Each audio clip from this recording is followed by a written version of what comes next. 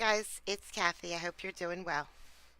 So I'm not going to play the intro or outro for these videos anymore because when I binge a full trial, um, I just like to play video, and I don't like to have to fast forward it.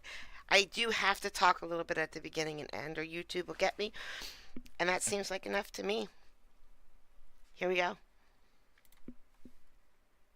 People versus Simpson. The defendant is present with counsel. The people are represented. Ms. Clark. Yes, Your Honor. First of all, I have a copy of the return to search warrant. I'd indicate for counsel that it's numbered in discovery that you've already received pages 00220 through 00225.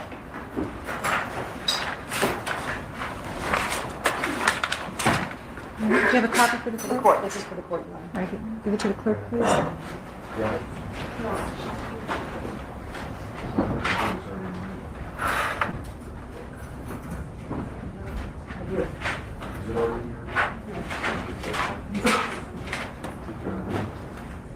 I think Ms. Clark had mentioned some page numbers in your discovery. Do you have those page numbers again, Ms. Clark, for the defense?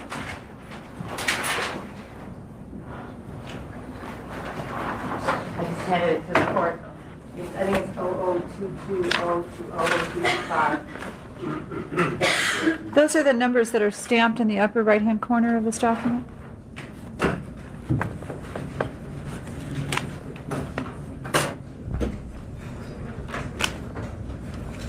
I would indicate to the court, for the purpose of the motion, I direct the court's attention to the numbering on the items listed in the property report attached to the return to search warrant, that the numbering begins with 12. Yes.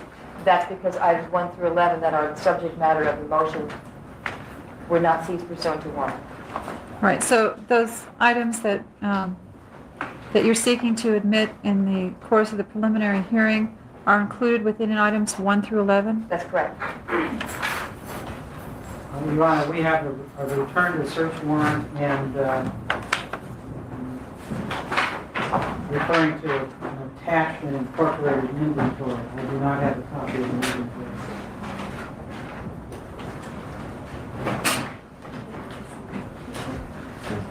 Well, if counsel separates the pages, then, and if counsel has segregated the pages so that they have property reports in one spot and search warrants in another, then of course it won't be attached in counsel's copy.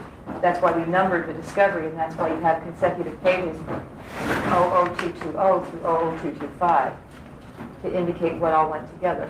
What I'm saying is we do not have 00222, 00223, or 00224, or 00225. All right, I assume that you can find copies of that and have someone make them so that they can be provided to the... Yes, sir, I will provide it to counsel again, but I would urge counsel to advise me if ever there seems to be numbers coming out of sequence, because we are numbering the discovery consecutively, so that if there are numbers missing, counsel's being immediately aware of the fact that something is not in place.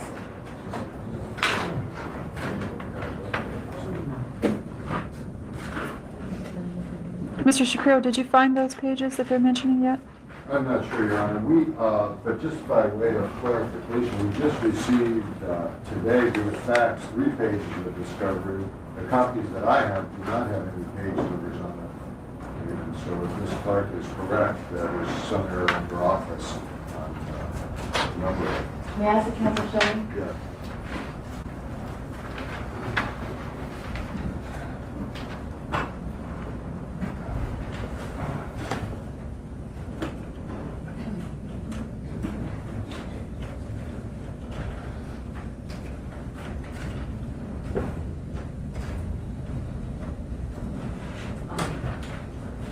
Your Honor, these reports were very recently generated, and we are going to be turning them over again in a larger package that will be numbered. These were faxed to counsel simply to give him advanced discovery before the entire package was assembled and sent to him, which will have the numbering on it. So this was just a courtesy copy to counsel in advance of the official copy that will be coming with numbers. All right. I believe that you indicated you had an additional witness that you wished to call before we got to the motion. Yes, Your Honor, and for the record, we have now shown pages 222 through 225 that have been requested by counsel. Counsel Messina. People call Rachel Ferrara.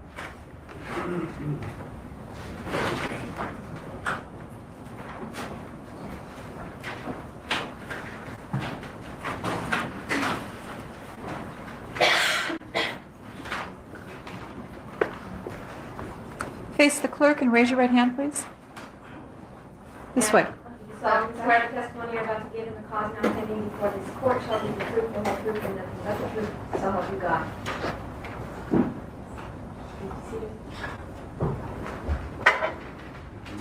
Stand and spell your name for the record.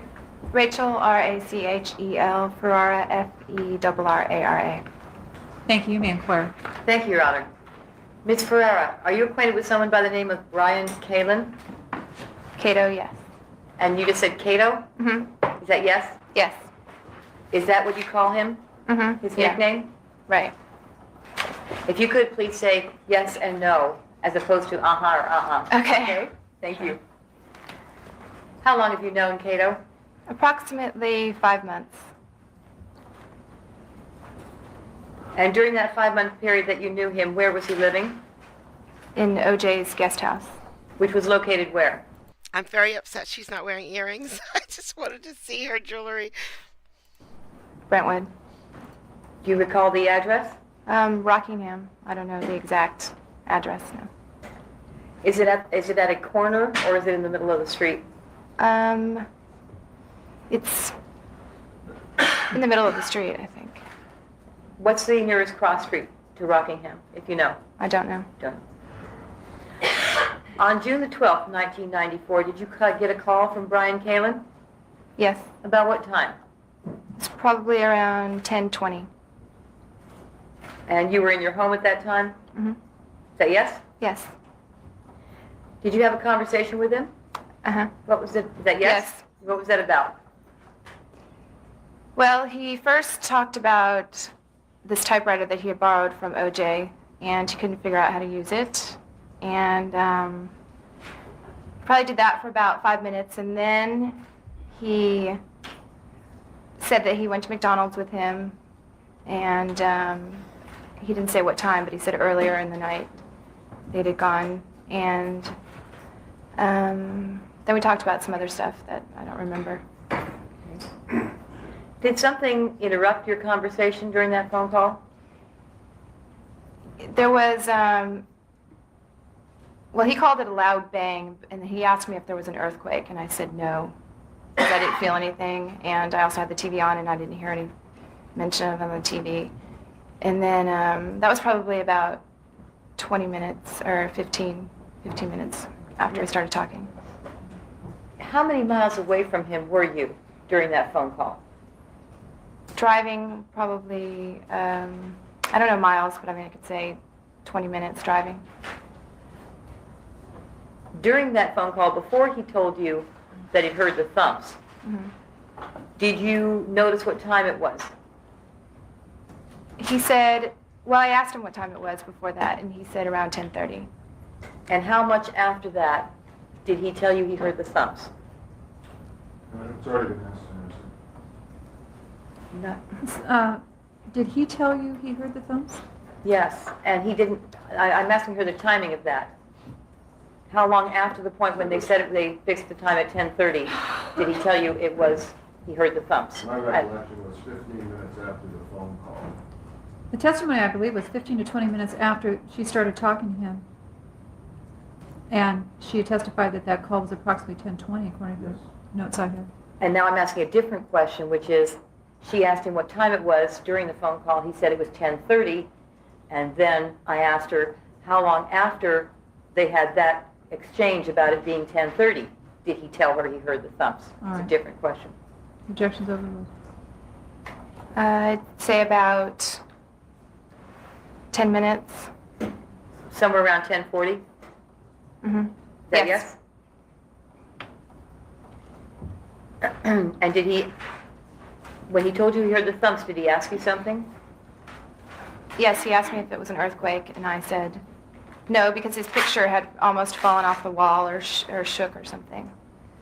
So, Had you felt an earthquake? no. Now, had you ever been to the location on Rockingham where Kato was staying, in the guest house? Yes. How many times had you visited there? I'd say approximately 6 or 7 times. You'd go there, would you spend the night? Yes, I have. Okay. Did you use the pool area? I used the pool once. Jacuzzi ever? No. Do you know where the basketball and tennis courts were? Yes. Did you ever play on them? Yes. Did you ever go into the main house? No. But you were able to move around Kato's area. Right. When he mentioned to you about the sound, hmm how did he sound to you? He was pretty shooken up by it, and he kept saying how it scared him, basically. Did you continue to talk after he first mentioned the thumbs to you? Yes, we talked for probably, I'm estimating 7 minutes. And then he kept coming back to the noise because he kept saying, wow, that noise is just really freaking me out. I can't figure out what it was. So he said, I'm going to go outside and check it out. And if I'm not back in 10 minutes, then call the cops or police. So what time was it when you hung up? Probably around 10:50, 10:45. So you hung up around 10:45 to 10:50? Mm-hmm. Is that yes? Right, yes, And he said he was going to look outside. right. What happened next? Did you hear from him again? He was gone more than 10 minutes, probably around 15 minutes, because actually was getting convinced there might be something wrong. So he called back after he got inside and said that that he had run into OJ outside and that he told him that he had overslept and he was supposed to be in Chicago, and he also said that he had seen the limo because the limo was out there waiting for him. So that Kato had seen the Kato limo? had seen the limo, yeah. Yes. About what time was it when he called you back? It was probably a little after 11. 11. 11. We'll say around 11. 11:03, 11:05. Do you recall earlier saying it was around 11:15? I don't know. Maybe yes. Could it have been 11:15?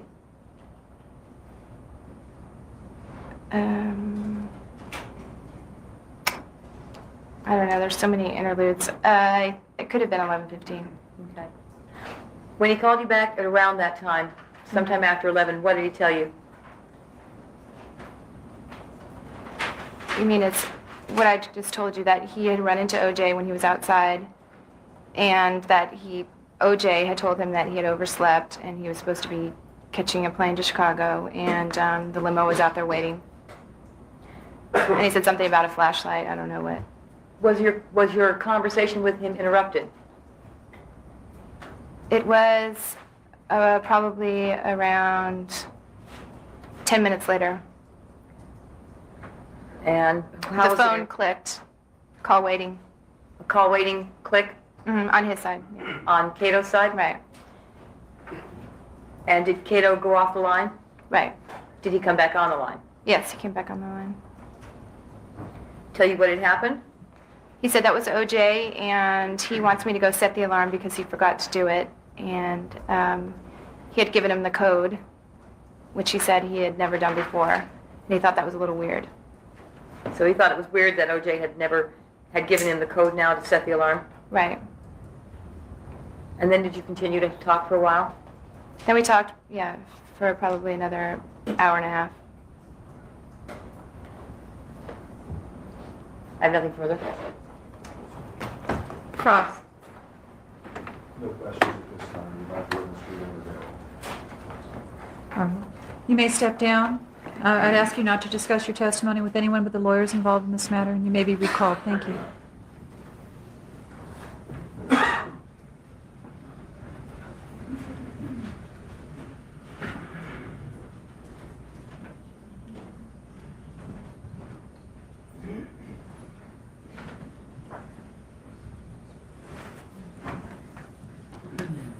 All right, I think that then we've come to that point in the proceedings where we are going to deal with the defense motion to suppress certain items of evidence. We did have a conference in chambers right before the noon hour to discuss the timing and the witnesses on this matter, and it's basically anticipated that there may be a total of 6 or 7 witnesses testifying for both sides in connection with the motion only. Is there an issue of standing that needs to be established before we get to the basics of this motion, or has that been agreed to by the parties?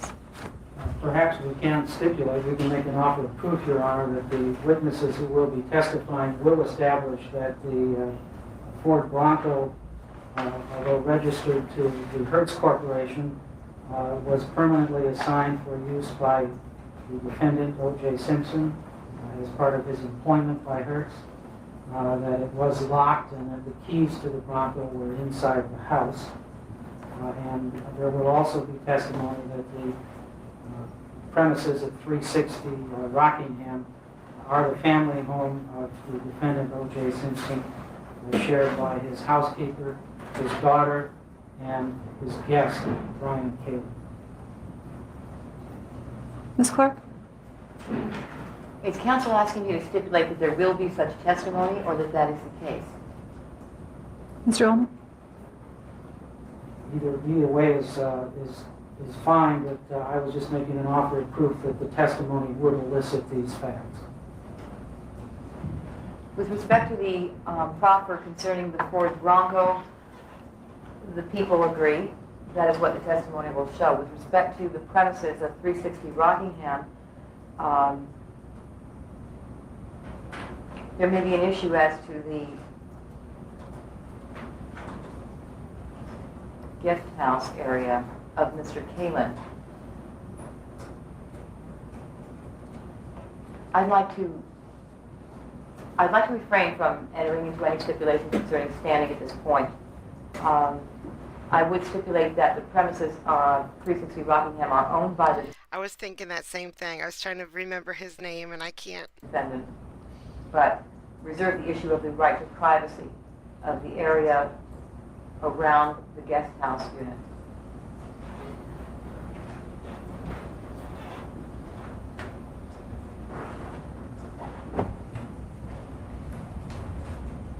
I think in the abundance of caution, I'm not sure I quite understand what the import is of what Ms. Clark is willing to stipulate to.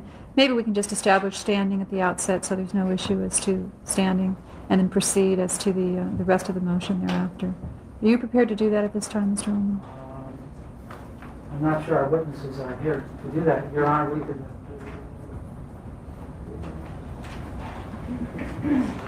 All right. Yeah, we'll do it then with Detective Van Adder. Okay.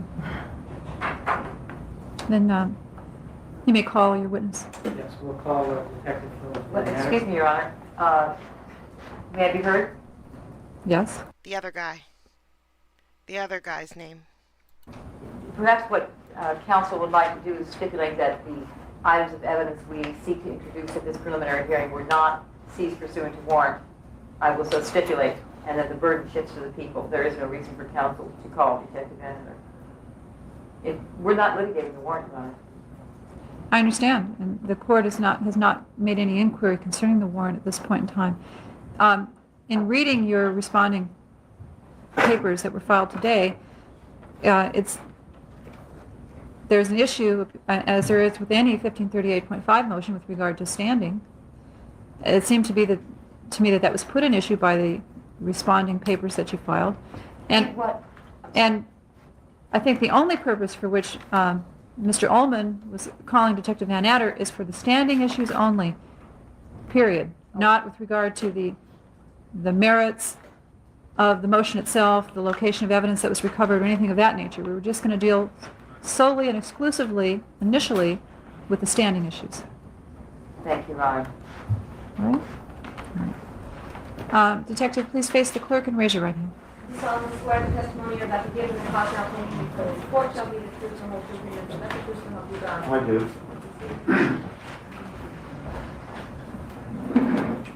State and spell your name for the record. Philip Van Adder, Philip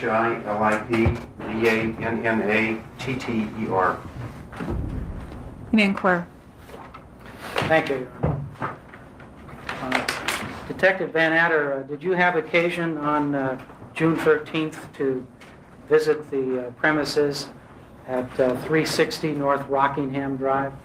Yes, We have, Your Honor, what we will ask be marked as Defense Exhibit A, which is a architect's rendering of the entire premises. All right, that'll be marked Defendants A.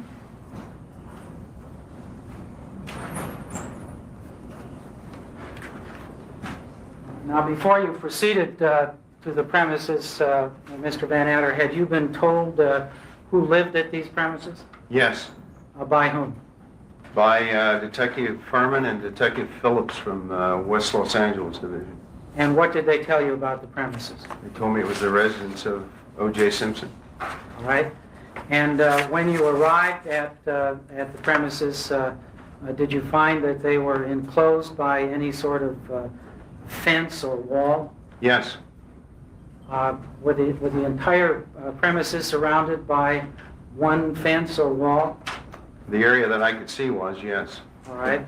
And the only entrances into those areas were a gate from Ashford Street and a gate... I didn't pay attention to the OJ trial because I worked a lot of hours then. A lot of hours. I just remember when this first all went down and they said he was on trial for murder, I knew right away, well, he's never going to jail because, you know, he's rich and famous. There's no way they're ever going to put him in jail. And then I forgot about the whole thing. at Rockingham Avenue? That's correct. Now, after you entered the premises, did you locate any persons residing on the premises? One person was located, yes. There were actually two people there. One person told me that they resided there, and the other person said it was not their permanent residence. All right. Now, let's refer to the first person you encountered on the premises. Was that Mr. Kaelin? That's correct, yes. All right. And could you indicate on the chart where you encountered Mr. Kaelin? Certainly. May I stand up so I can Please. look at it and see?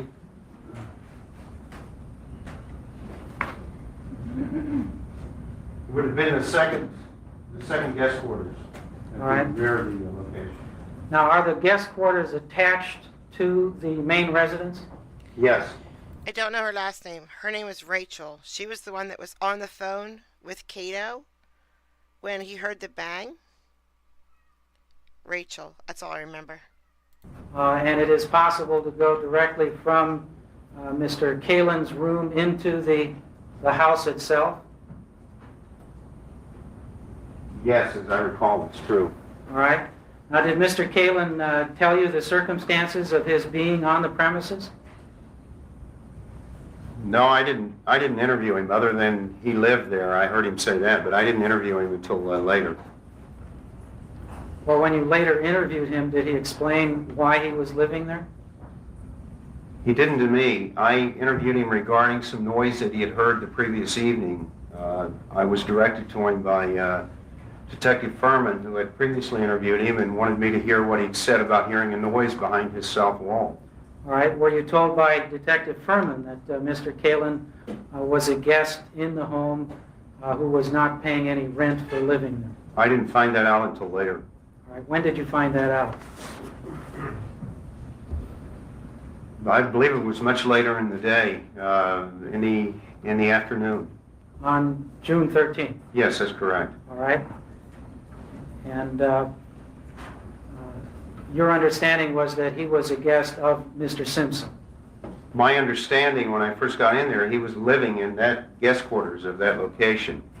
But I never found out until later in the day that he was living there rent-free. All right. And did you encounter any other person on the premises? Yes, And who was that? Arnell Simpson. All right. And did you learn that she was Mr. Simpson's daughter? Yes. And where was she living? She was living in the second guest quarters back. All right. I believe that is designated Arnell's room on the chart. Yes, that's correct. All right. And did she explain the circumstances of her living there? She told me briefly when I spoke with her that she had gotten there about 1 o'clock in the morning and that it was not her primary residence. All right. And why was she there? She said she'd come there to spend the night. All right. As the guest of her father, Mr. Simpson? I think that would have been a safe assumption, yes. All right. Your Honor, we would submit the issue of standing. Did you wish to cover the standing with regard to the Ford Bronco also? I believe that's been agreed to. That's right. You'll agree to that? Okay. Do you have some questions of the detective with regard to the standing issues? I do not. All right. The court is going to find that the defendant does have standing to bring this particular motion. Yes, Your Honor. I think that perhaps I did not make my position clear. Yeah, our moving papers do not address the issue of standing. Our moving papers address the issue of expectation of privacy in the area searched around the guest house. All right. Well, let's proceed. That is... And people will begin with Detective Furman. All right. Thank you, Detective. You can step down. Your Honor, there are at least 2 other detectives here. We would ask that they be excluded during these proceedings. They may be witnesses. All right. That means I am your elder, and you must respect me. These are our investigating officers. Well, I understand that you're investigating officers. However, apparently they're going to be testifying about matters that are in controversy with regard to this particular motion. And I think a motion to exclude would be appropriate. You'll have at least one of the investigating officers apparently present during the course of the proceedings. Is there some detective that's not going to testify that you can designate as an investigating officer if you feel you need to have somebody in courtroom? Yes, Your Honor. And then the ones that are going to testify would think that it would be appropriate if they remain outside when another testifying witness is proceeding. Thank you, Your Honor. Okay. Will you designate Detective Rogers, Lieutenant Rogers, All right. and ask if he remains? And any other witness in connection with the motion should remain outside. And you said Detective Furman is going to be your first witness? Yes, Your Honor.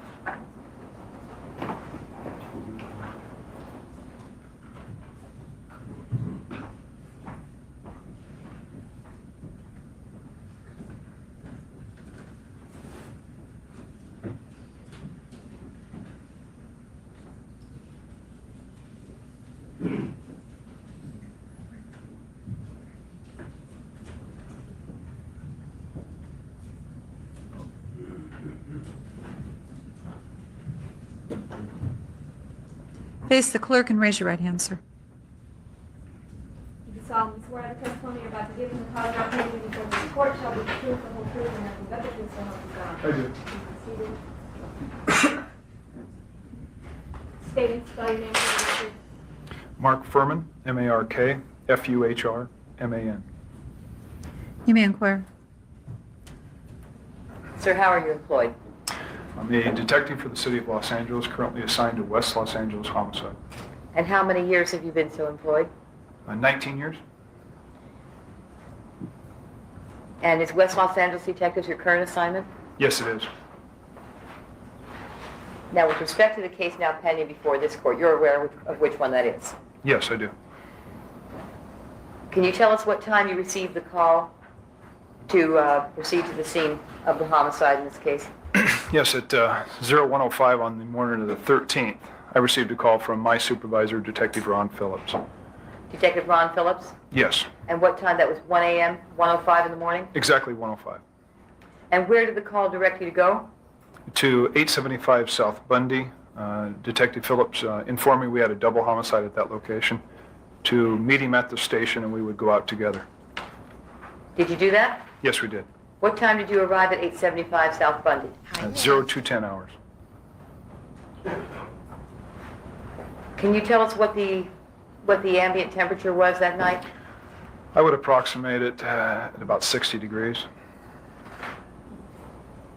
When you arrived there, did you make contact with the first officer on the scene? Yes, both Detective Phillips and I were contacted by Officer Risky. What did you do with Officer Risky when you got there? Well, Officer Risky informed us that the circumstances that led to the discovery of the bodies, a very kind of an overview, and then he led us to the front of the scene.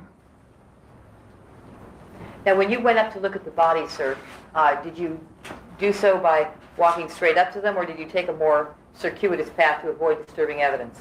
Well, there was vegetation, flowers along the southern border of the cobblestone path. It was a manufactured cobblestone path. We walked up through that shrubbery and got as close as we could to the bodies. And after you made that observation of the victims outside, what did you do next? Well, we didn't feel that we could actually see the scene well enough without destroying evidence from that approach. So we asked Officer Risky if there was another way into the scene, and he said yes, around through the alley and through the garage. And how did you get to the garage area? We retraced our footsteps into that shrubbery area back out to the sidewalk. We walked onto the street southbound on Bundy to Dorothy, where we turned westbound into the north-south alley leading behind the residence. So you actually went back out to the sidewalk, rounded the corner, and came back up through the alley to go to the garage? Yes. And at that point, did you go and do a walkthrough in the house with Officer Risky? Yes, we entered through the open garage. It was open already? Yes, it was. Did you notice any signs of a disturbance or struggle inside that house? And not at all. No, not in the garage, not on the stairway, and not in any portion of the house that we walked through at that point. And the front door of the house, did you notice whether it was open or closed? It was wide open, yes. Were you informed about, when you got there, concerning the occupants that were found in the house at the time that the homicide was reported? Yes, Officer Risky informed Detective Phillips and myself that the two children that were found upstairs were taken to the police station because he didn't know what else to do at that point, so he had them transported to the station. So these were two small children? Yes. And at the point in time that you spoke to Officer Risky, no one knew where to put them, whose care to give them into? No, not at that time. I think he just wanted to get them out of the scene and get them to a place of safekeeping. When you had walked through the house, did you come out onto the landing looking down on the crime scene? Yes, I did. From that vantage point, looking down on the victims, were you able to see any items of evidence? Yes, looking down directly below the landing there, I believe at that point there was a heel print which appeared to be going in a westbound direction away from the bodies towards the alley. There was also a knit cap, or what appeared to be a knit cap, dark cap type object, and what it looked like a glove at the feet of the male victim in the shrubbery area just to the north of the female victim. Can you describe the glove any better? At that time, it was difficult to see it. There was another location from the north residence that I got a better view of it a little later. And then I noticed that it was a dark brown, or could have been even a black at the light that I was looking at it. And it did appear to be a stocking cap when I got a closer look. So it was a... I found a picture of me during this time, and I know that it was during this time because it was glamour shots. Do you guys remember glamour shots? We need more of those today. It's hard to tell because it's hard to see because it's so old. That was my glamour shots picture from when this trial was going on.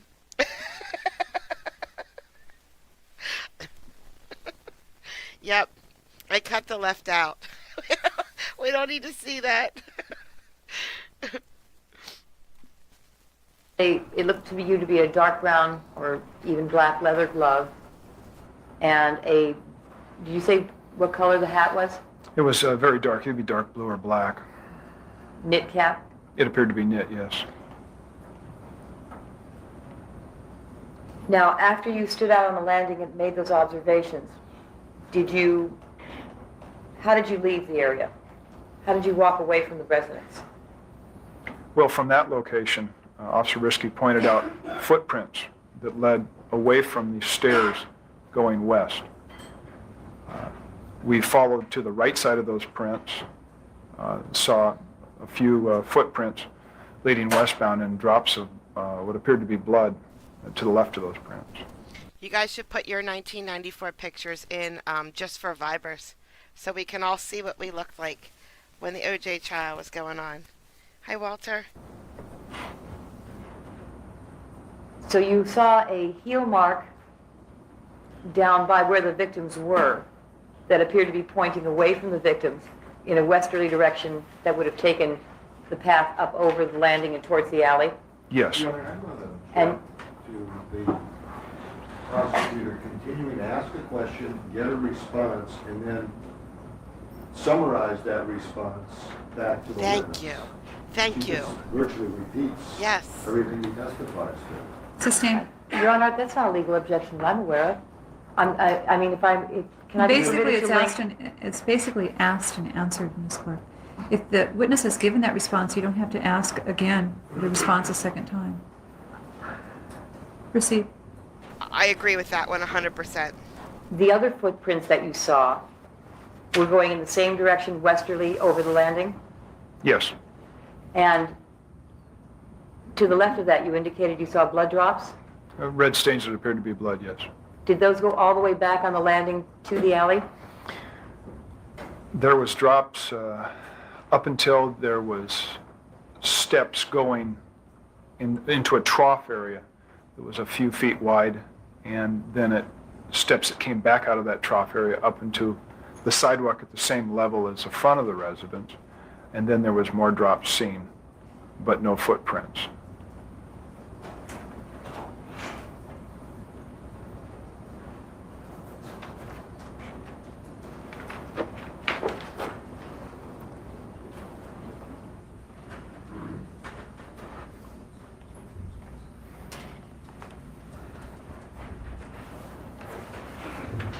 Now, these footprints, have to are sweep these the floor. bare feet that you're seeing? No. What are they? It appeared to be a shoe with a sole and a heel, not one continuous shoe print. And how is it that you were able to see these prints? They were imprinted in red onto the pavement of the sidewalk. Did it appear to be in blood? It appeared to me, yes, it was in blood.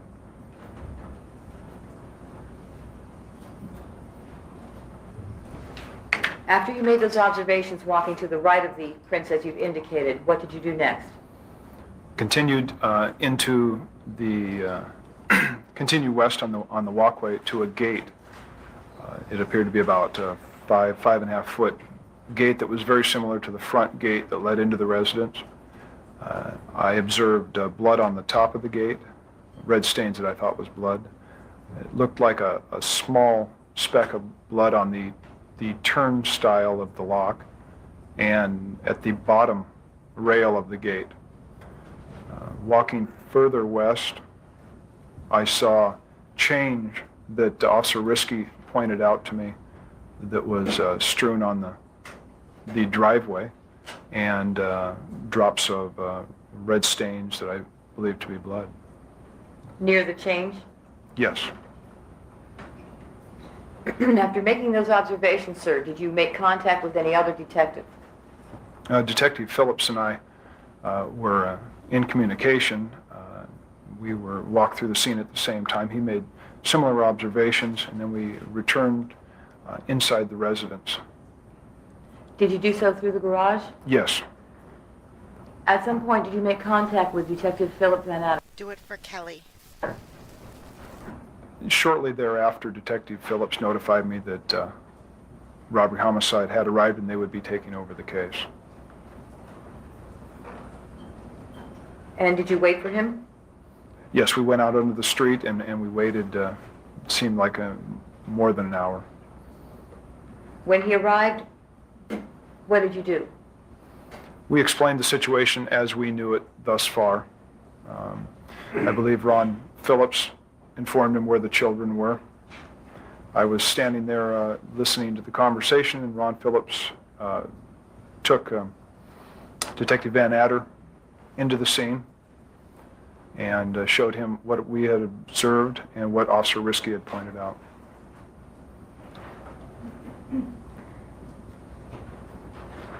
At some point, excuse me, strike that. Were you aware of who one of the, at least the female victim was at that time? I was notified that when I was notified at my residence at 1:05 that morning, I was told that one of the victims was the ex-wife of O.J. Simpson.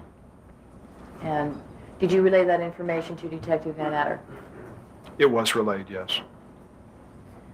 At some point, did you leave the location of 875 South Bundy? Yes, we did. Why?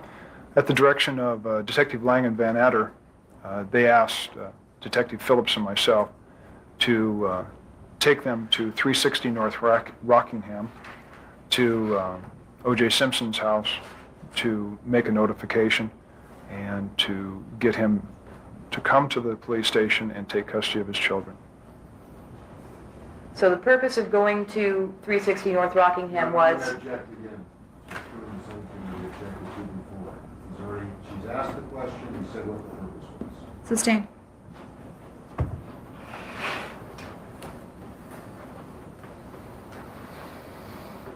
Did all of you then proceed to 360 Rockingham? Yes, we did. And about what time did you get there? About 5:05, 5:10. Do you recall what portion of the property you went to first? We went to the Ashford Gate. There's an intercom buzzer there and speaker, and we started buzzing the intercom. I'm going to show you a diagram that has previously been marked.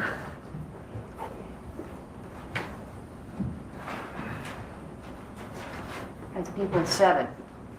Can you see that? Yes, I do. You see the area on that diagram that you went to with the other detectives Yes, I do. when you first got to the location? Yes, ma'am. Could you please point it out?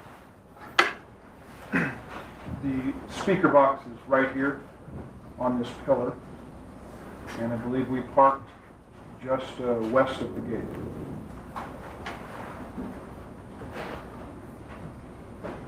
Now, when you pulled up to that location, can you describe the route that you took? Which street did you drive up to get to Ashford? Rockingham. When you drove up Rockingham, did you observe any vehicles parked near the gate, the Rockingham gate?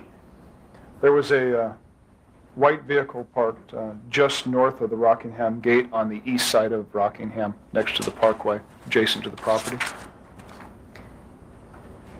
What kind of vehicle was that? It was a sport utility truck that we later recognized as a Ford Bronco. Now, when you were at the Ashford gate, you indicated that you rang the intercom bell. Yes. When you did you push the button? I believe 3 of the 4 of us pushed the button, and we could hear the ringing inside the residence, but no one answered the intercom. For how long did you continue to do that? It was at least 10 or 15 minutes. Did you observe whether there were any lights in the house? Yes, I personally have observed that there was a light upstairs front of the residence. That would have been the most westerly upstairs bedroom or whatever room it was. I later knew that it to be a bedroom. And in the lower level in the southwest corner, there was a light on.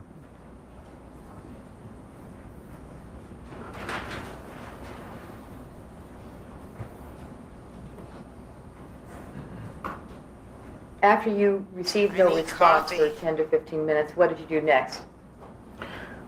Well, Detective Phillips was on his cellular phone attempting to contact West Tech to find out if Mr. Simpson was in town or not. What is West Tech, sir? It's a private security firm that has contracts throughout that part of Brentwood and Bel Air. And why was it that you called West Tech?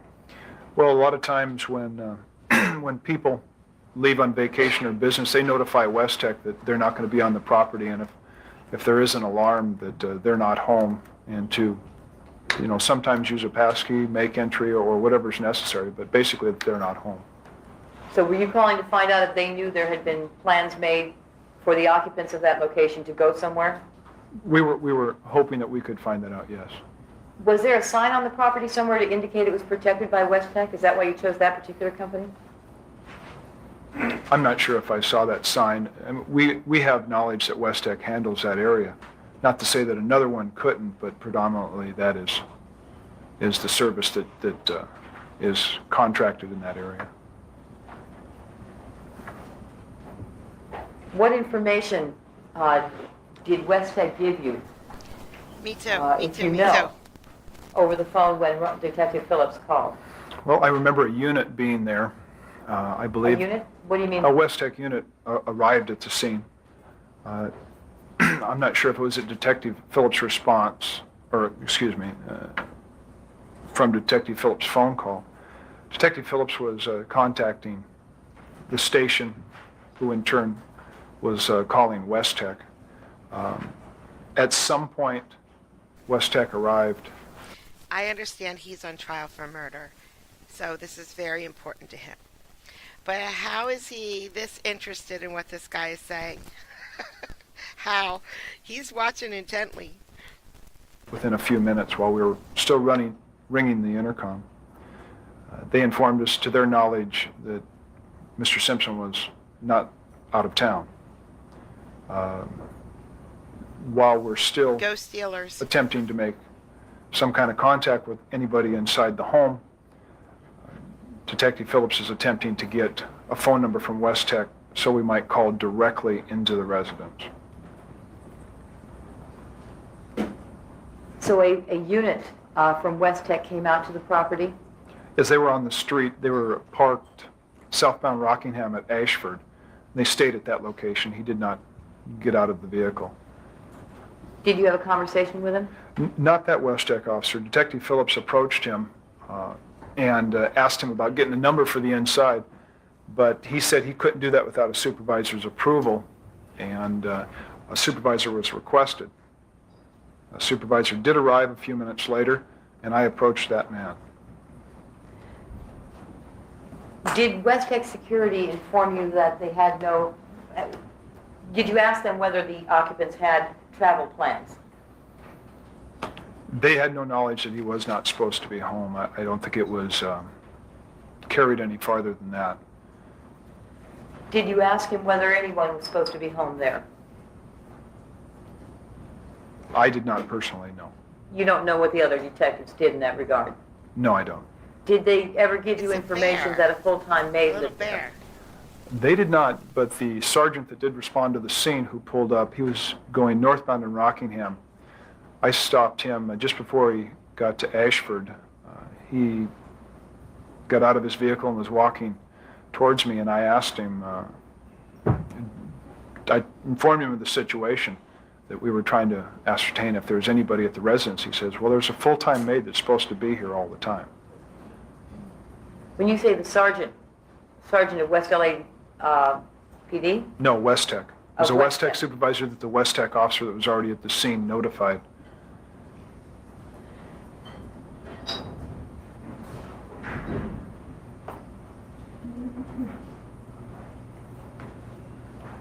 What happened next? While Detective Phillips was on the cellular phone, and he was trying to call inside the residence, he did obtain the number.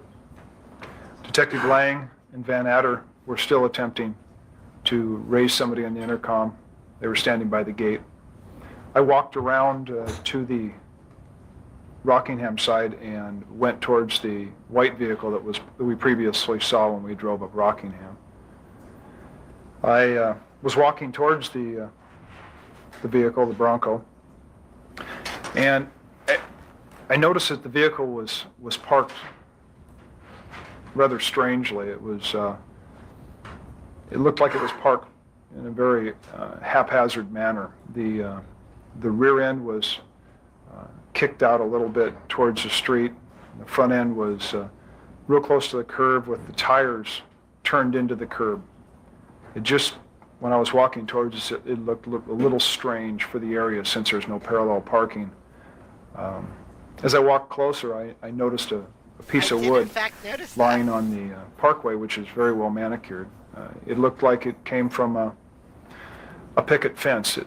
I looked at it closer, and it looked like it was freshly broken. The wood hadn't been weatherized, the exposed part. I walked around the vehicle, and I had a small flashlight, the type you just put on your belt, very small. I was looking over the vehicle from the front, and I came to the driver's door, and I saw a red stain above the chrome handle to the driver's door that was about 1/8 of an inch to 1/4 of an inch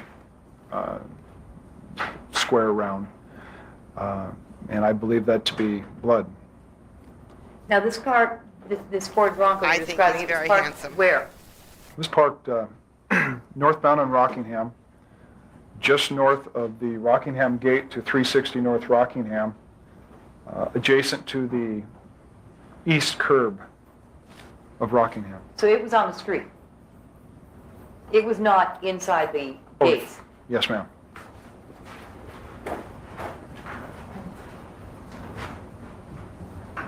Showing you the series of photographs that have previously been marked as people's A. Can I ask you if you recognize the vehicle being shown in photograph labeled A and B? Yes, I do. What is it? That's the Ford Bronco that I observed parked in Rockingham the morning of the 13th.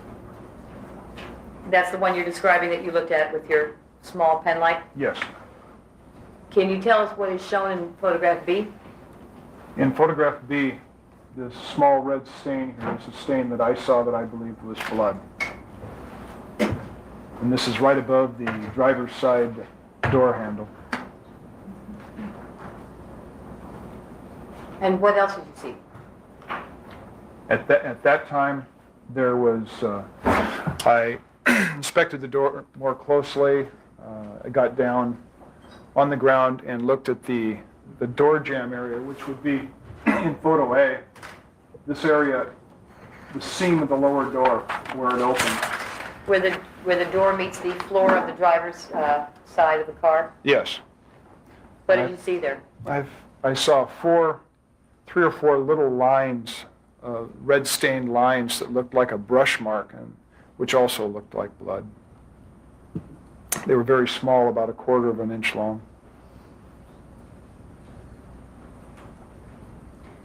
Was the car muddied and dirty? No, not at all. Very clean. Was it as you see it in photograph A? Yes.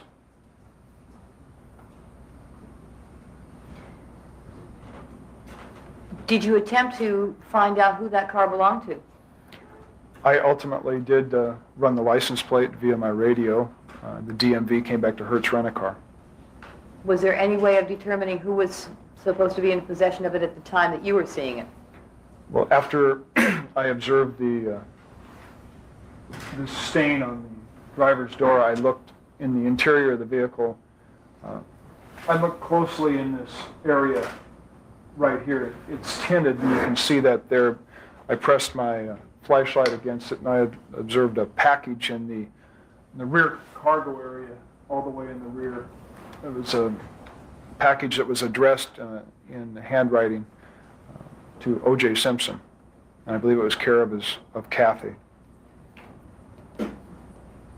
Can you recall whether it was addressed to I wasn't O.J. there. Simpson or to a business with that name? Overruled.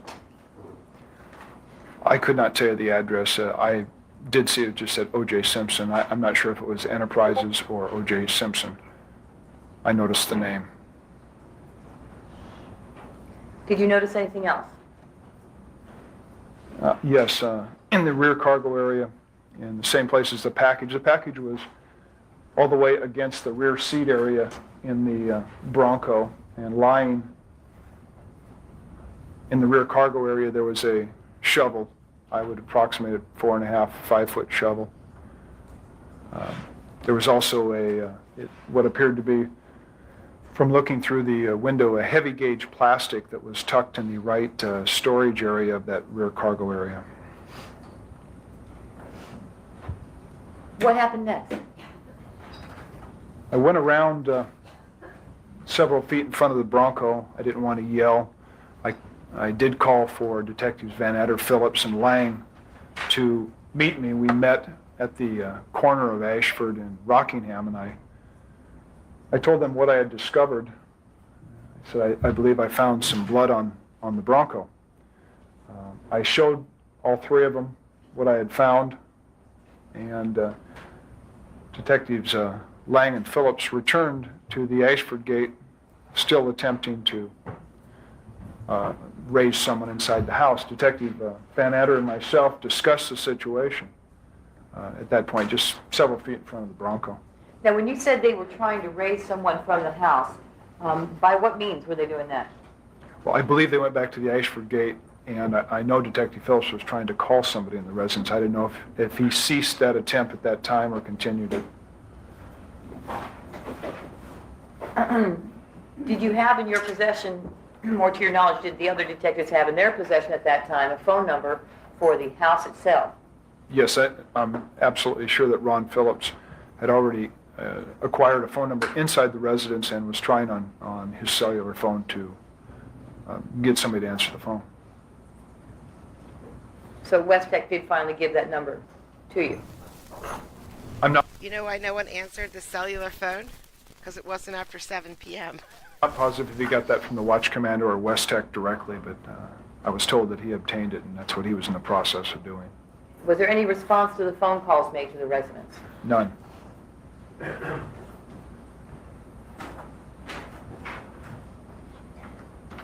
So at that point, after the observations you made and failure to raise anybody in the house, did you have a conversation with Detective Van Adder? Yes. What was the nature of that conversation?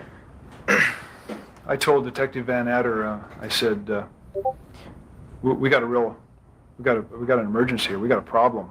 We don't know if we have people inside that are in danger, dying, bleeding to death. We have to do something. I don't care whose house this is. We have to do something. We don't know if we have a murder-suicide, a kidnapping, another victim. And Phil agreed, and we took our opinions to Detective Lang and Phillips, and we discussed the possibilities.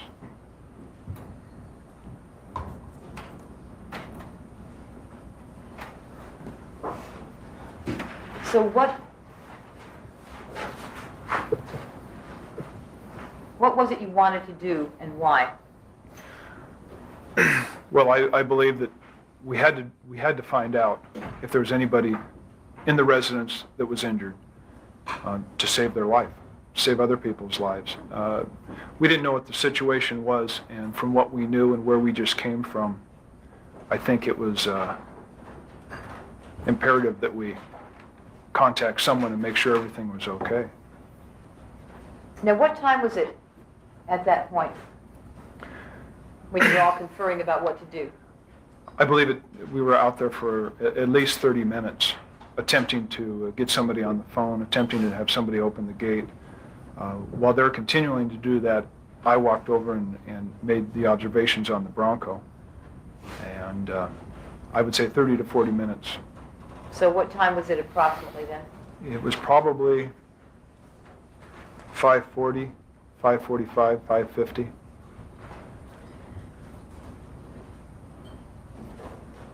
Were you aware of approximately what time it was that the small children were taken out of 875 South Bundy? I don't know that exact time, no. You arrived there, again, what time?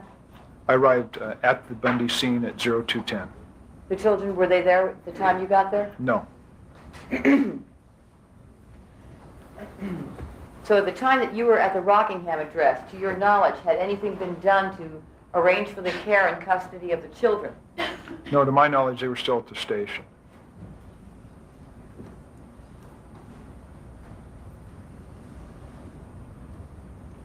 Did that play any part in your determination to go into the, as to what to do at that point? Well, I believe immensely. We had to find out if anything was wrong inside the residence. We had children at the station. We had the possibility of somebody being injured. We had to go in, but I don't think that was the paramount reason. It was preservation of life from what we knew at that point. So what did you decide to do? We decided, Detective Van Adder decided that we will go in, and how are we going to do that? And I said, I'll go over the wall. So I jumped the wall and went over and opened up the hydraulic gate. And then the other detectives were still outside the gate, right? Yes, I opened the gate and they walked in. What did you do when they all came inside the gate? Well, we all four went to the front door of the residence and knocked on the door. What happened? Nobody answered. How long did you continue to try and knock on the door? I think that was just a few minutes, maybe 1, maybe 2 minutes. Did you receive any response? No. What'd you do next? There's a walkway that leads on the north side of the residence back towards the pool area. We walked on that stone path past the rear of the residence, adjacent to the pool, and there appeared to be pool houses or guest houses, and we went down to one of those. Curving path that's designated on this drawing. Okay. It arches and comes. This next one is an hour. Do we want to go another hour, or are we good for the day?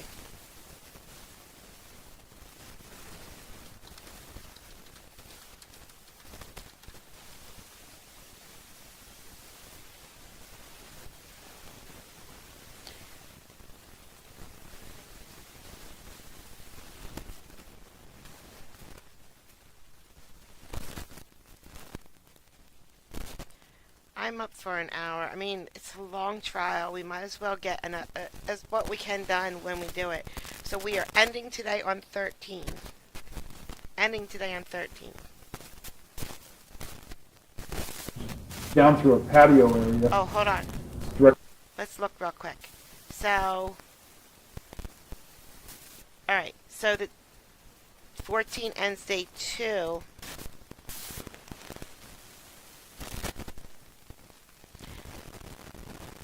Alright, so we're almost at the end of the preliminary hearing. July 8th is the preliminary hearing. We're on July 5th right now.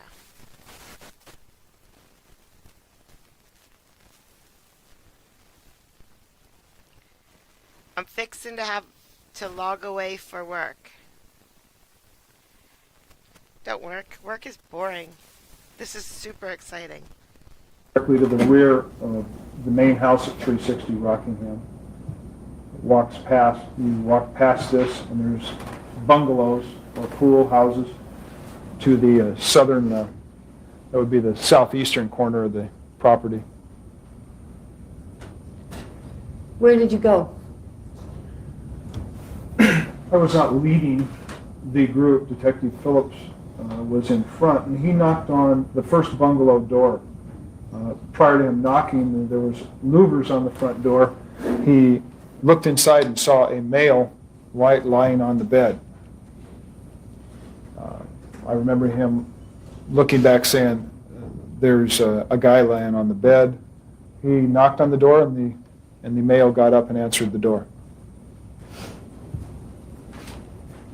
Did you make contact with the person that answered the door? I did eventually, not at that exact moment. Detective Phillips spoke to him? Detective Phillips explained the situation, that there was a possible emergency and we needed to find out if anybody was in the house and if everybody was okay if they were. And what was the male's response? I don't know if anybody's in the house, and then he referred to the next bungalow where, well, OJ's daughter, Arnell, is in the next bungalow. So that's what he said? What you're Yes. reporting is, I don't know if anybody's in the house. That's what he said? Yes. And when he directed you to Arnell's place, what did you do? Well, I stayed with, we call him Kato, I'm Mr. Kaelin. I stayed with him, and the other three detectives went to Arnell Simpson's. You subsequently found out his name, of this person you've been referring to, as Mr. Kaelin? Yes, And he had, what was the name, Kato? that's the nickname he goes by. When he referred you all to Arnell's room, did the others then leave and go to that direction? Yes, And you stayed? yes. Why? Well, I didn't know who Mr. Kaelin was, and I wasn't sure if he was even supposed to be there. I stayed with him and engaged him in a conversation about who he was and what he was doing there, and a few other things. So you were trying to determine if he was an intruder? Well, I think there was an officer safety issue for myself and the detectives. We really couldn't leave somebody just standing there. We didn't really know much about the crime scene at Bundy, and we didn't know anything what was going on Rockingham, so no, I couldn't. Did you go into his guest room? Yes. Can you describe his appearance, the appearance of Mr. Kaelin at the time you saw him? Well, he was disheveled. He was just woken up. His eyes were bloodshot. His hair was mussed. He seemed disoriented, as I suppose anybody would be if they're woken up at that time of the morning. Okay, did you ask his permission to go into the guest room? I asked him if I could look around. He said yes.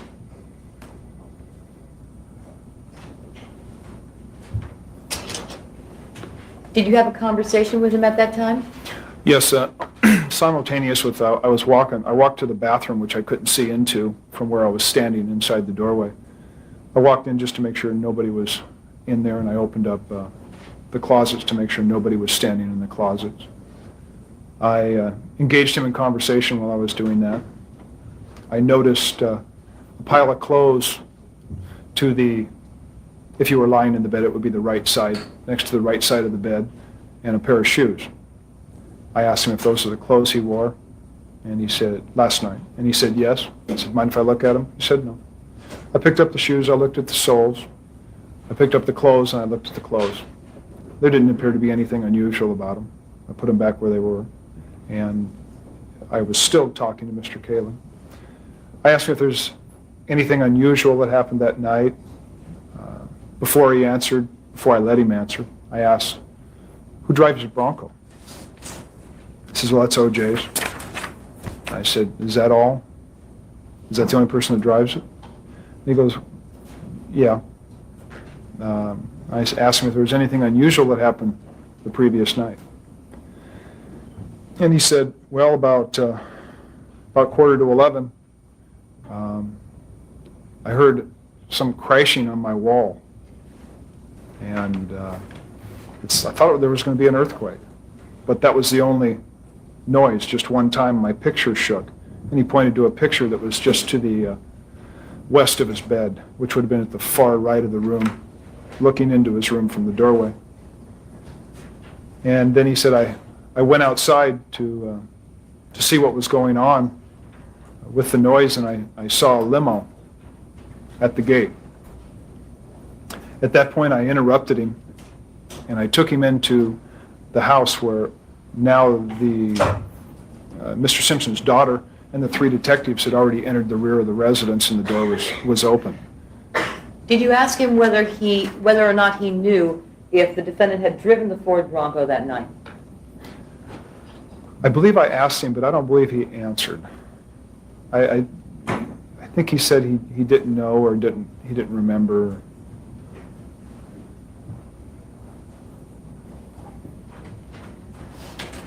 So you brought Kato into the house? Yes. Where did you put him? There's a bar inside, it looks like a recreation room, a billiard room. And just to the right of that, as you're entering the rear of the residence, there's 4 or 5 bar stools. I said, why don't you sit here for a second? One of the detectives is going to talk to you in a few minutes. Just sit here and relax.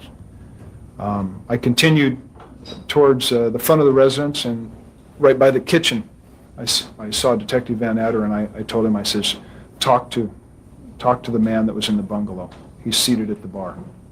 And I continued out the front of the residence. Why?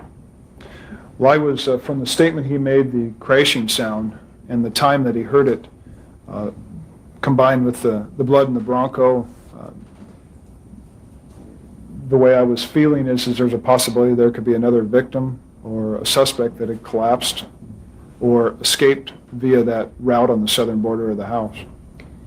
What time was it that Kato said he heard that thump on the wall? He said about 11:15. And did he show you where on the wall that thump seemed to have come from? There was a, right behind the head of his bed, there's a space in the wall.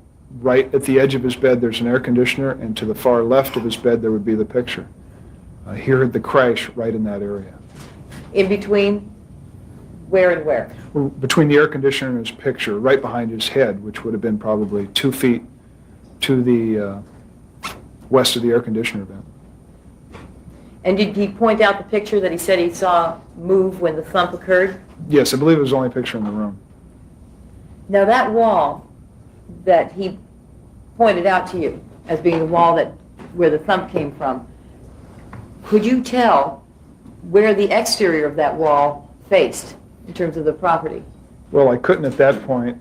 I had to go outside and become a little oriented with the layout of the house. I've never been at the southern border of that house. So I exited the front of the residence and I went to the southern border of the house, and I looked down, I saw a cement path a couple of feet wide with a 3.5, 4-foot cyclone fence running on the property line between the house to the south and the Simpson residence. Can you see that portion of the property on the defense diagram in front of you? Yes, I can. Can you please point it out? Yes, if you come out of the front entrance, Can the board see? Actually, no. if you come out of the front of the entrance of the home, you're going directly west. As soon as you get to the driveway, you go directly south. You walk past the garage. I guess you'd have to swing out. Go past the garage. When you reach a cyclone fence, it's the southern portion of the property. And then you go east, and then you're running along the garage. There's a little indentation for the maid's quarters. And then you get into another structure. And it looks like the beginning of the bungalows, but it's not. You go a little farther, and there's another indentation, and then you can see a connecting corridor, which is an office stairway area, and then there's Kato's room. And that's indicated as Kato's room on the diagram? Yes, and there's another way you can tell. As the bungalows start, they have a sheer wall on the southern border. It goes up, I would probably say, 20 feet, 15, 20 feet, and it has a single-pitched roof that slants in towards the pool. And the rest of the structure doesn't have that type of architecture. So at that point, I knew that that was approximately that wall, and there was also an air conditioning unit that was sticking out. Overhanging the walk? Yes, I think it was even braced.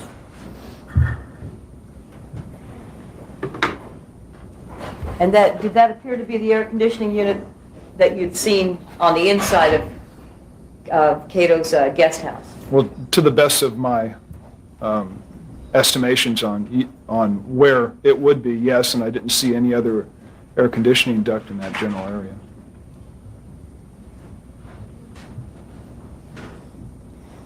So did you walk over to that location near the air conditioner Yes, on the outside? yes. Did you see anything that drew your attention? Yes, as I walked closer and I got oriented to where this noise probably came from, I looked down and I saw a dark object. I was probably still 15, 20 feet away, and I kept walking closer, and then I saw when I was a few feet away that it was a glove. Now, when you went back there, what were you actually looking for? What were you expecting to find? Well, I thought somebody had collapsed back there. looking for a body. Yes. Showing you the series of photographs here that have been marked as People's 9. Do you recognize the location shown in photographs A, B, C, and D? Yes, I do. And what is that location? This is the walkway. I would be looking east from the front of the residence. I don't know how deep this lens makes it appear, but this would what I would be viewing from the front of the residence, looking directly east down the south border path of the residence.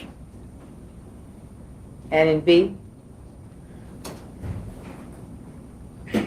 B is just a closer view of the same item. This dark object is the glove I discovered. C? C is, once again, That's the nicest thing you've ever said, John. That was so sweet. Thank you. very close view and the condition of the surrounding walkway. And D? D is a very close-up view of the glove. When you saw that glove, did it have some significance to you? Yes, it looked very similar to the glove that I observed on Bundy hours before. And based on that observation, sir, what did you do? I looked at it a little closer. I noted that it did not match the terrain. As you can see, that there's a lot of dirt and leaves. This glove was not dirty in the least. It looked a little sticky and moist. 2 fingers were stuck to the glove. It looked like it was stuck there with some type of a liquid. I didn't touch it. I went past the air conditioning duct that you can see in photo A. And as soon as I went past that air conditioning duct, looking for the person that might have dropped this glove, Only thinking that 2 they were fingers. farther down the walkway, I ran into spider webs immediately. Which indicated what to you? I would say nobody had walked on that path lately or recently, especially within hours, where I encountered no spider webs going up to the glove, Only after the glove. only after the glove. It happens, okay? Having made those observations, I sir, agree. what did you do next? I continued all the way east on this path, and then there was a probably 25 square foot area that looked like a plant potting area, or maybe a place where they start plants to put on the property. And I looked for any evidence of blood or a victim that had collapsed. I found that there was none, and I returned to the location and notified Detective Phillips of the find. The find being? The glove.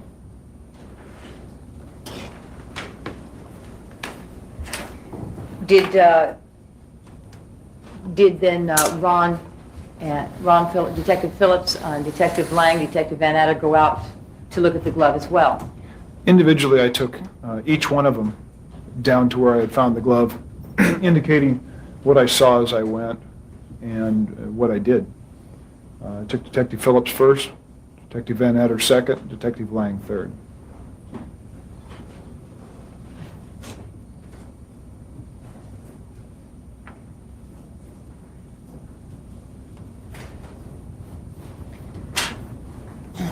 If you know, sir, do you recall at what point a criminalist was called for to come to 360 Rockingham? You mean what time did he arrive? No. Do you recall, do you happen to know when he was called? I don't have specific knowledge. I did not make any notifications on this. At some point, did one arrive? Yes. And do you recall when that was? I couldn't give you an exact. I'd say 8, 7:30, 8, 8:30. I'm not positive. At some time after the glove was located, were you requested to secure the house for the purpose of getting a search warrant? Yes, almost immediately after the discovery of the glove, within minutes, Detective Van Adder said, "This is now a crime scene. Seal it, I'm going to go write a warrant." And seal it means what? Protect the evidence that has already been discovered, keep everybody out of the house, ask the people that are in the house to please leave if they're not necessary personnel, and to protect the premises. And was that done? Yes. Now, at the time in the house, do you recall who was there inside?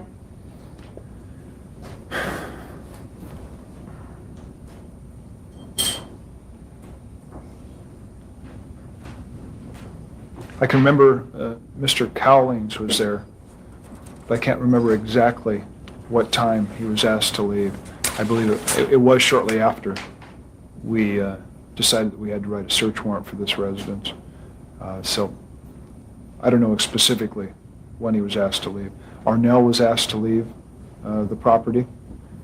I believe Arnell contacted Mr. Cowlings, but I'm not sure on that. I have no So knowledge. to the best of your knowledge, by the time the decision was made to secure the house and get a search warrant, Arnell was there, A.C. Collins was there. I believe so, yes. Okay. Did you see any children there? Yes, and I don't know whose children they were, and I don't know how that transpired. But they were all there at the time the decision was made to get the search warrant. Yes.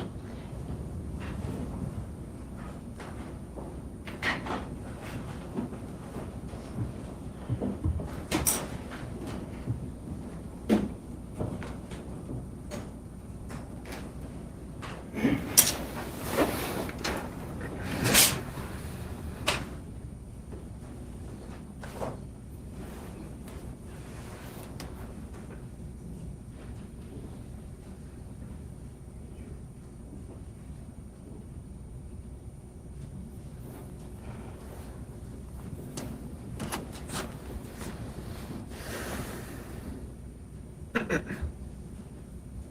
I have nothing further at this time, Your Honor. All right, we are going to take the afternoon recess. We'll take a 15-minute break at this time and start again just after 3:05.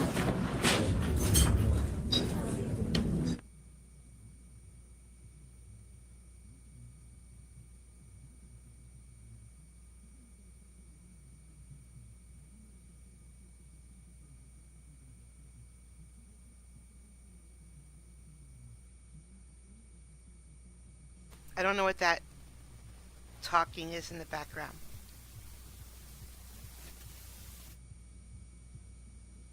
You guys hear voices too, right? Hi, Emmy. Don't worry, they'll bring it right back.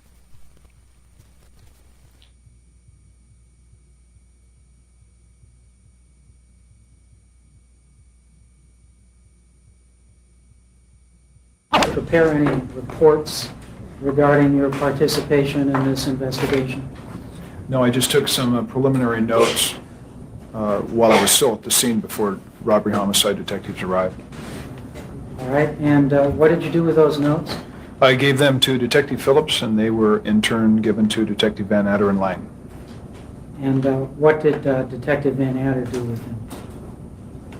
Objection called for speculation. Sustained. Were they utilized in preparing any reports by Detective Van Adder that you're aware of? Excuse me, I have no idea, sir.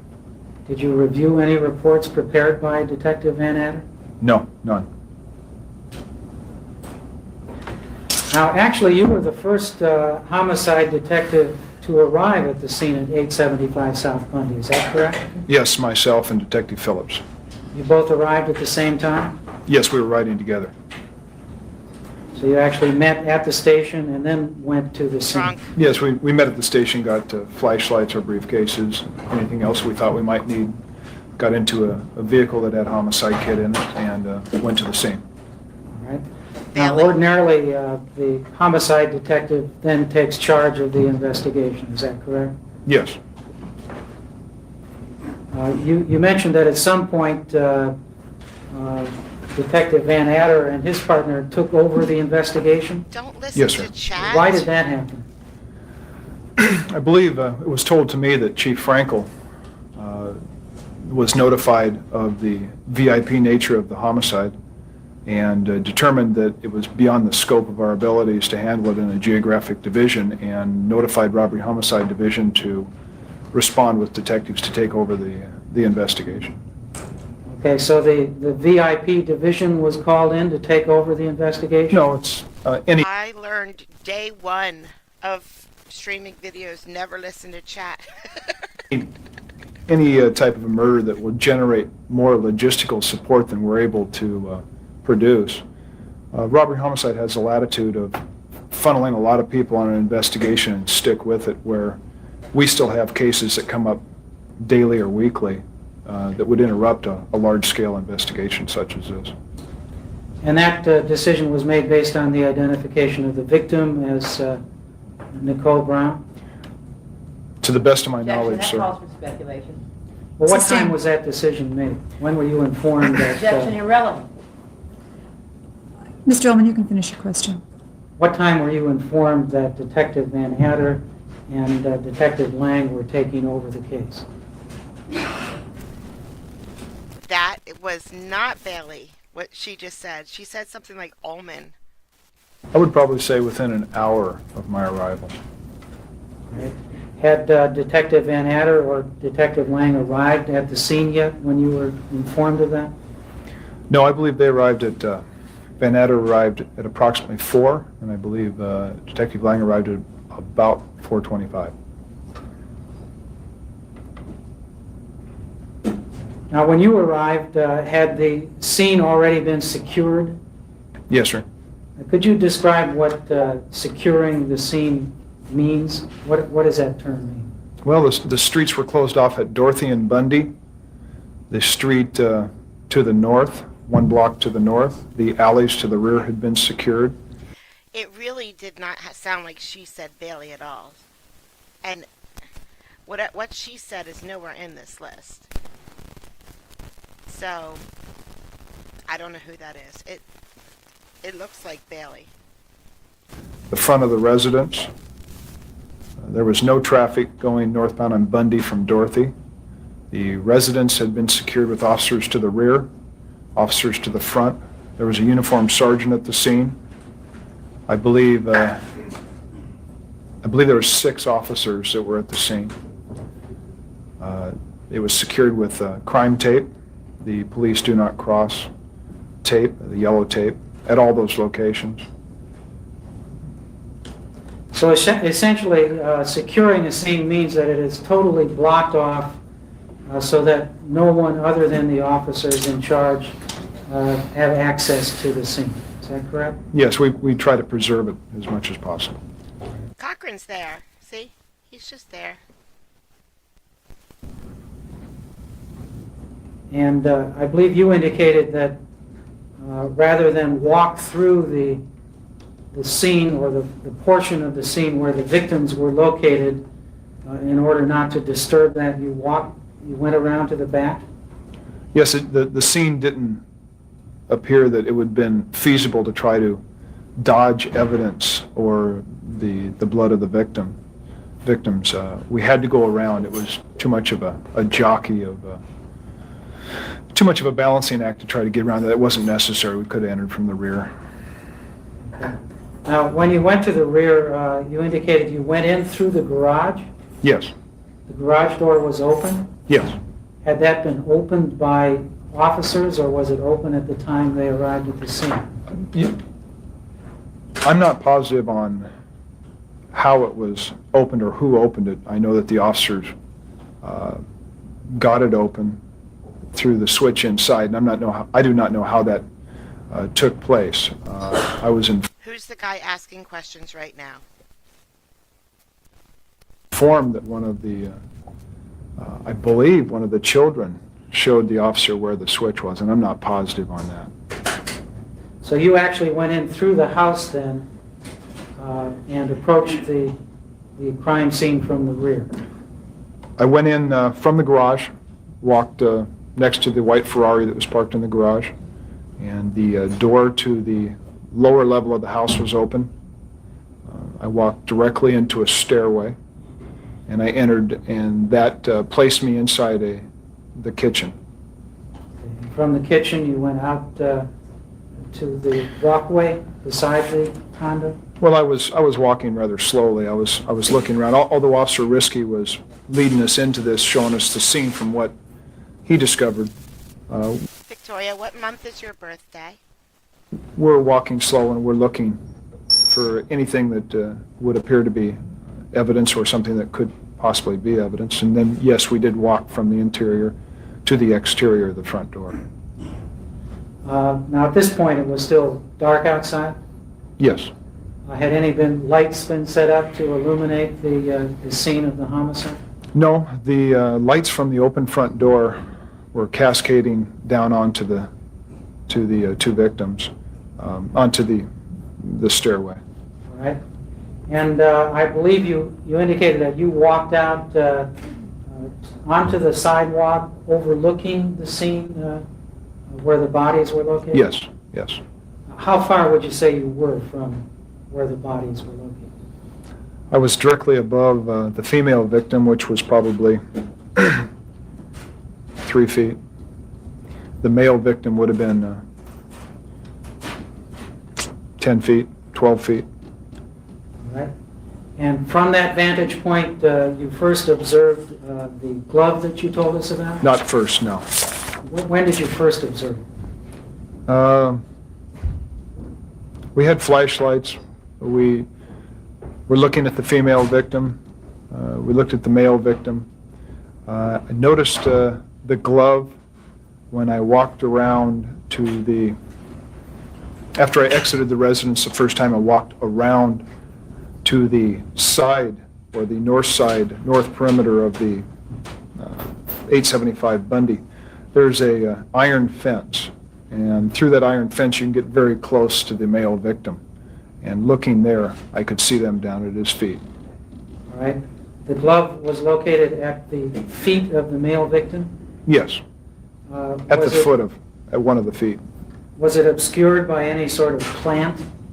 There was a plant that kind of cascaded over the top of one portion of it, yes. That's why it was easier to see from that location to the north.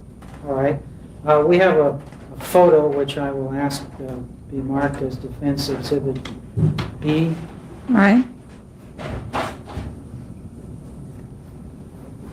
Does that photo accurately depict the glove at the location where you saw it? To the best of my recollection, yes. All right. And you didn't actually pick the glove up to examine it, did you? Not at that time, no. How far away were you? I mean, what's the closest you came to examine this glove? At the time, initially at the crime scene, Yes, sir. I'd probably say probably 5 feet, maybe a little longer than that, maybe as much as 6 feet. Well, you indicated you were 10 to 12 feet away from the male victim, and the glove was lying at the feet of the male victim. Did you at some point get closer then? Yes, I went to the north residence where the victim was almost up against that iron gate that separated the property at 875 to the residence townhome to the north. And when you walk on that walkway along that fence, that would... I am very patiently waiting to match this picture with the man speaking right now, because the man speaking right now has significantly more hair than what's in this photo. was not part of the crime scene. It didn't appear that there was anything that transpired on that location. You could walk there and get a very good view of the male victim and everything to his east. Now, after Detective Van Hatter arrived, I believe you said that was about 4 a.m.? I believe so, yes. There was some discussion of proceeding to the residence of Mr. Simpson, is that correct? That's correct.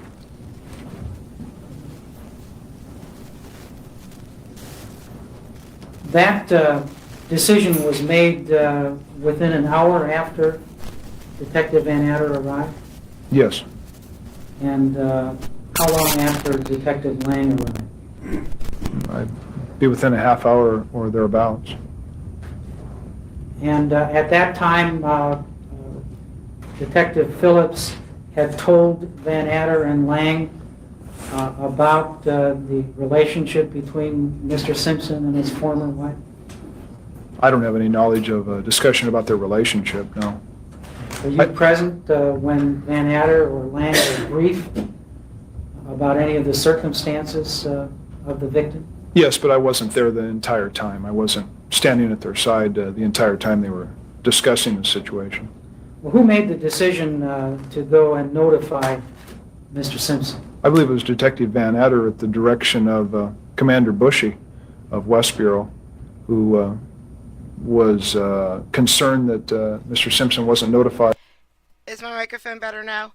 That's not him. That's not Bailey. This is somebody else. It's just the lawyer in the prelim, I guess, didn't make the headlines.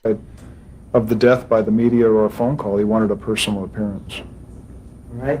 Now, is this a routine in a homicide case that as soon as you've identified the victim, you notify the next of kin? It's not that immediate in all cases, but I think in this case, if it was leaked to the media, I think it would be a pretty insensitive way for a family member to find out. Certainly.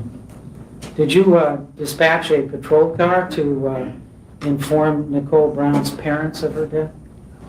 Once I was relieved of the responsibility of the homicide, I didn't direct any units. I was under the direction of Detective Van Adder and Lang. Right. So you're not aware of any procedure being undertaken to notify the parents of the victim?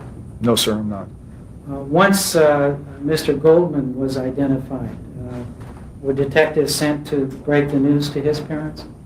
Like I said, sir, I wasn't privileged to knowing of any notifications, and I didn't notify anyone myself. Were you aware that Mr. Simpson and his wife were divorced?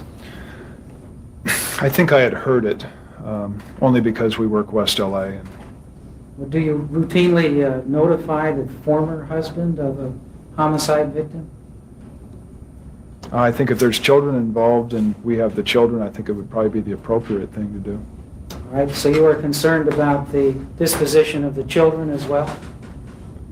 Well, I believe a lot of the decisions of this came from the commander and Detective Van Adder, and I really wasn't privileged to that conversation, but I would believe that I would be concerned with the children and the ex-husband, since they still had joint custody of the children. We had the children at the police station. I think they were somewhat displaced by this at no cause of their own. Did anyone suggest telephoning Mr. Simpson to notify him? I'm sorry, I wasn't privileged to the discussion about notification at all. Well, just explain to me why you felt it was necessary for 4 detectives to go to Mr. Simpson's home to notify him. Objection, that's citizen's background and evidence. Sustained. All right, how many detectives went to Mr. Simpson's home? 4. And who were those 4? Myself, Detective Phillips, we were riding in one vehicle, and Detective Van Adder and Lang. All right, so you were the 4 ranking detectives in charge of this investigation. We were the only 4 detectives at this investigation. All right, and you left the scene of the homicide to go to Mr. Simpson's home at about 5 in the morning, Yes, sir. leaving no detectives at the scene of the homicide. And the scene was secured, and there was a supervisor at the scene. And I stand corrected. The lieutenant of detectives of West LA remained at the scene. Now, what did you contemplate that these 4 detectives would do in terms of notifying Mr. Simpson? Did you feel that you all needed to be there to lend him support? Not at all, sir. Detective Lang and Van Adder didn't know the area. They asked me if I knew where Rockingham was, and I said I did. And I led them to the Rockingham address. So your purpose in going to the premises was to escort Detective Van Adder and show him the way to the location of... I will never disagree with Stephen because he knows he is very, very, very funny and smart. Rockingham? Basically, I was asked, do you know where the Rockingham address is? And I said, yes. He said, would you take us up there? And Detective Van Adder said, Ron Mark, lead us up there. All right. And what was the purpose of Detective Phillips going? He was my partner. Oh, I see. So you never go to a location without your partner accompanying you? No objection, that's argumentative. Overruled. Well, of course we What do do, you but mean in this overruled? situation, there was no reason for him to stay at the scene. The two lead investigators were going to go make a notification. There was nothing for Detective Phillips to do at the scene. The Lieutenant Spangler was at the scene, and I believe 2 uniformed supervisors and more than 6 officers, and there was ample enough security there to preserve the scene. So the purpose of yourself and Detective Phillips going to Mr. Simpson's residence was to escort Detective Van Adder and Detective Lang and make sure they didn't get lost. Is that correct? Well, I don't think it was so much that as just to expedite the travel to the location. You wanted to get to the location as quickly as possible. No, I just don't think they wanted to drive around in the dark, and some of those streets are very confusing. I knew the way. It was very simple. Had you been to Mr. Simpson's home before? One other time, but I knew where Rockingham was. And what was the occasion of your prior visit? I went there on a call in 1985.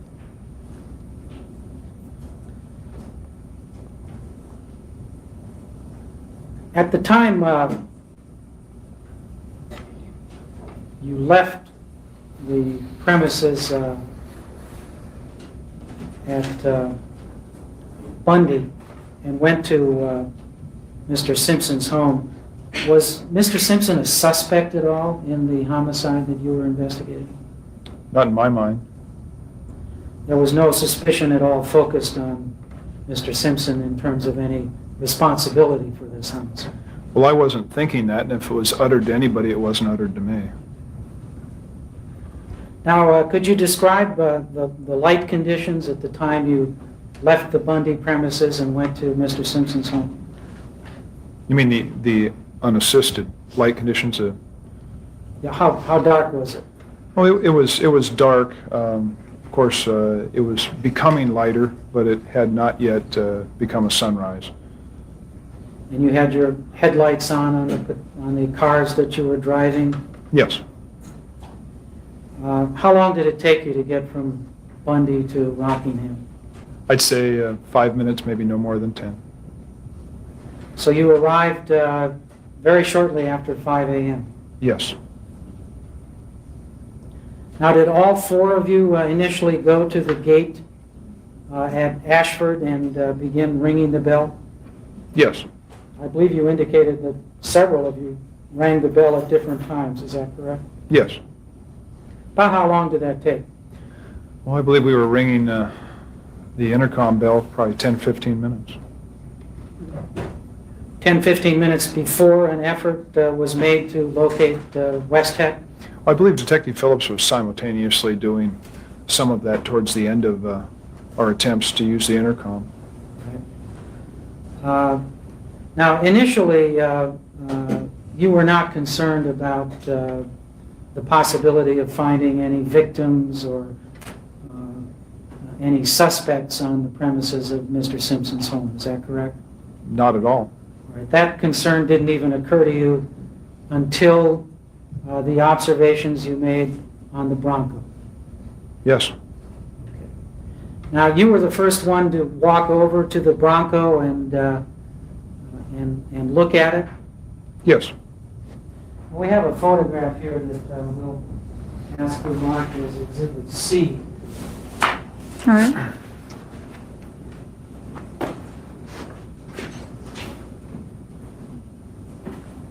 Which appears to be a photograph of the Bronco from a little further vantage point than the photos that have been previously identified. Thank you, if you could hold that up. Does that accurately depict the location of the automobile? Pretty much, yes. Is that how it was parked at the time you first saw it, shortly after 5 a.m. on June 13th? I can't tell because the the thing that brought attention to the vehicle could only be seen if you were looking at it from the rear or the front. I don't even know if it's the same vehicle. I can't see the license plate.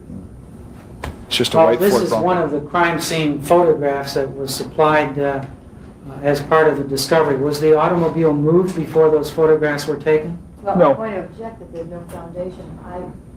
That looks, we don't know if that's a blow-up. I don't know how the council knows personal knowledge what it is. Well, is there some dispute as to whether that is a photograph that was provided to the defense? You don't know, is what you're saying. The source of our photographs was simply photographs that were delivered to us as part of discovery, crime scene photographs. Well, apparently, you're going to have to establish that fact somehow, Mr. Ullman. Right? Your Honor, I'm not trying to make this difficult for counsel. If you can just show me the original that this was blown up from, then I'll be glad to stipulate. I just don't recognize it in its current form. If I get 2 done every day, then we won't. We'll zip right through it. We could probably have a baby in the time that we play it, but it won't be a full year, maybe. In any event, the photograph from that vantage point. Your Honor, so there's no dispute on this. The problem we had is these photographs were given to us in no order, with no numbers, and we got them to cell phone. So we had no way of categorizing. From that vantage point, it appears to be the position the automobile was in when you encountered it. Yes, sir. Right? And that position,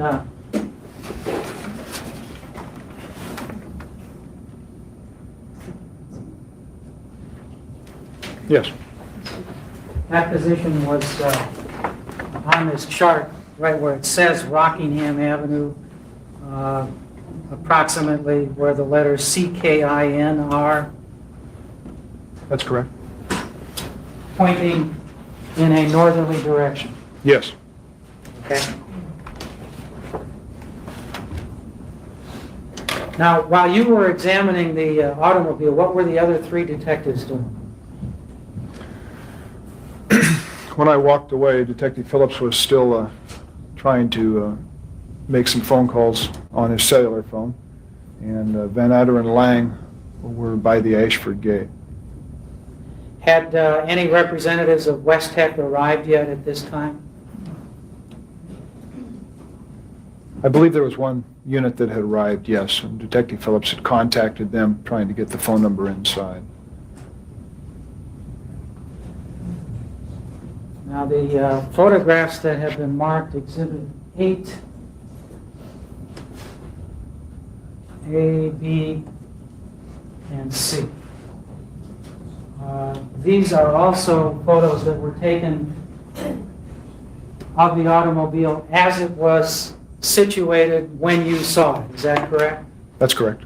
And these photographs were taken by the criminalists after they arrived on the premises? Well, they were taken by the photographer, yes. All right. In fact, the gentleman depicted in photograph A is the criminalist, Mr. Fung. Yes, he is. All right. And he's pointing in Exhibit A to the red stain that you indicate you encountered shortly after 5 a.m. That's correct.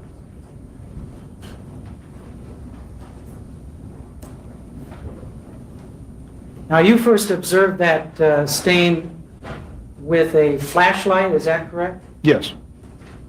So it was still dark out? It wasn't completely dark, but it was so dark that the naked eye would not bring up most objects, yes.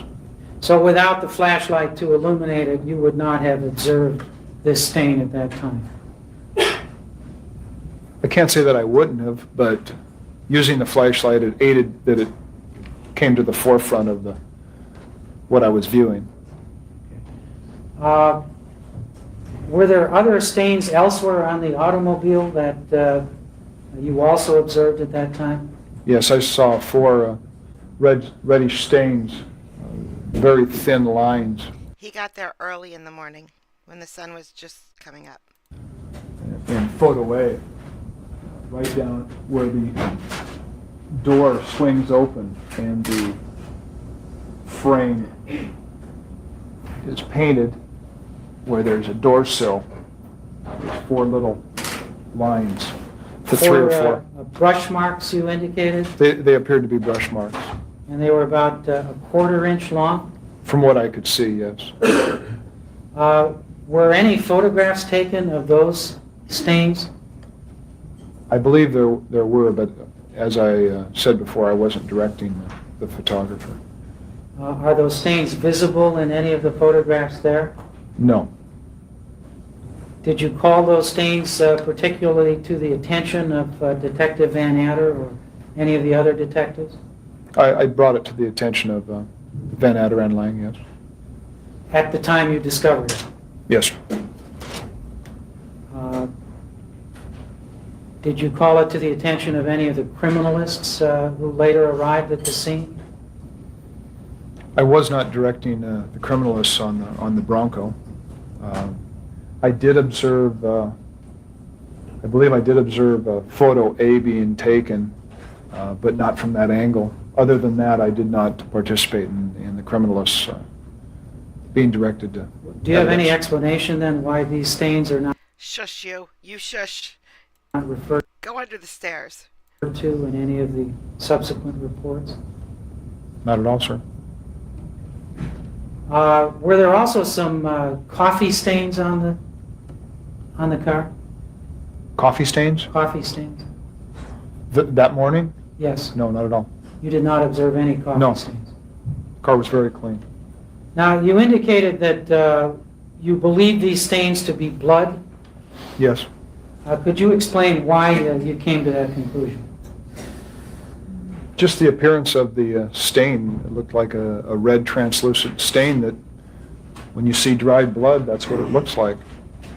Well, does dried blood look any different than dried taco sauce? I don't take much note of dried taco sauce too many times, so I wouldn't know. Well, it was just the color of the stain that led you to believe it was blood? The color and just where it was, yes. And in fact, there are a number of other substances that would leave stains of the same color and texture as blood, are there not? Oh, I'm sure there is, yes. Dozens, hundreds. Did you come to any conclusion whether this was human blood or animal blood? I can't make that conclusion without a test. You can't tell just by looking whether blood is from a human or from an animal. No, sir.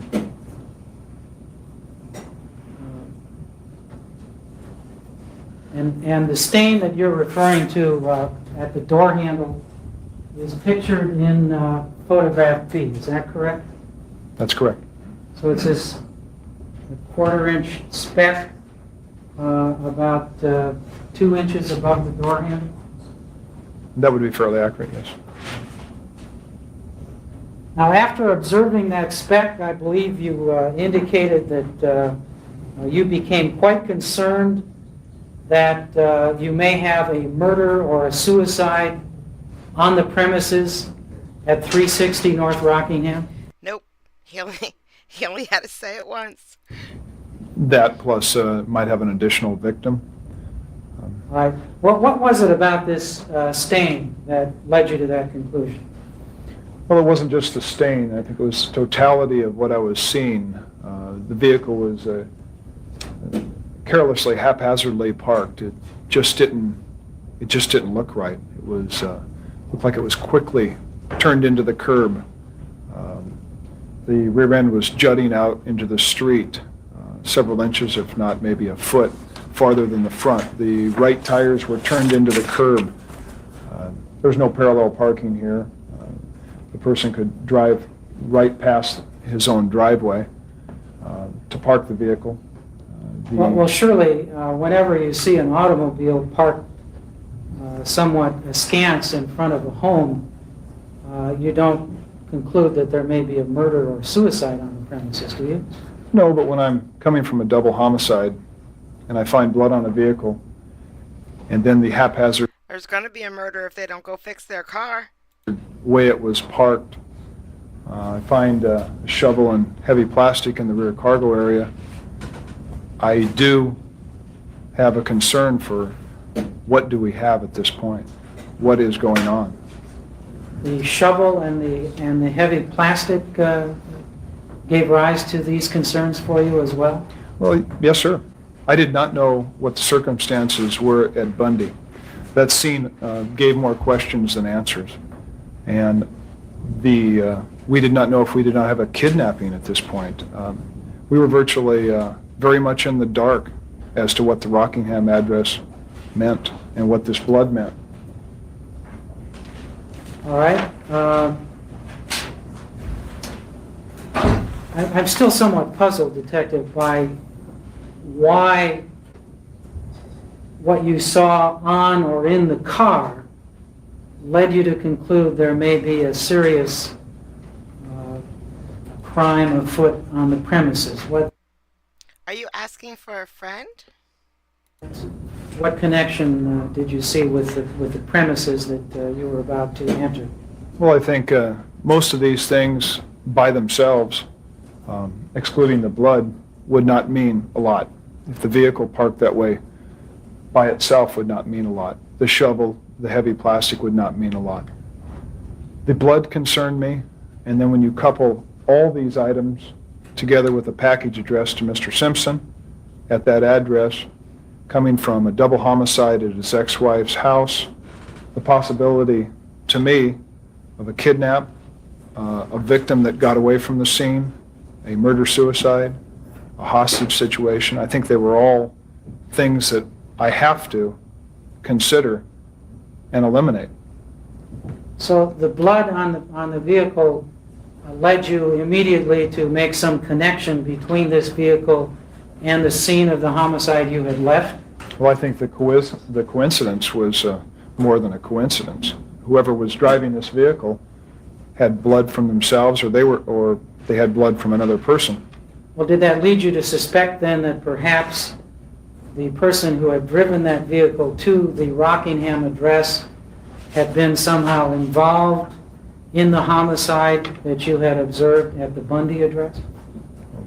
They could have been involved as a victim. They could have been involved as a suspect, as a hostage, as a kidnapped victim. I did not know, sir, and I could not conclude that from standing on the street. I see. So the conclusion you came to was that whoever had been driving that vehicle was likely to be in the premises at Rockingham and have some connection either as a victim or a suspect in the homicide you had just left. That or they had information. As I said before, I don't know how that blood got on that vehicle, and I don't know who drove the vehicle.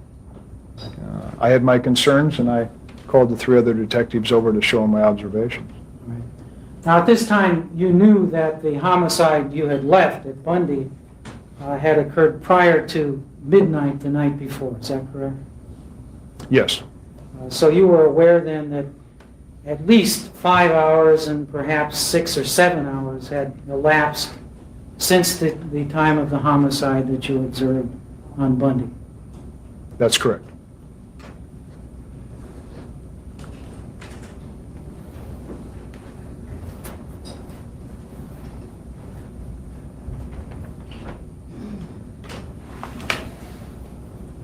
Was the stain what suggested to you the immediacy of going directly into the premises at 360 North Rockingham?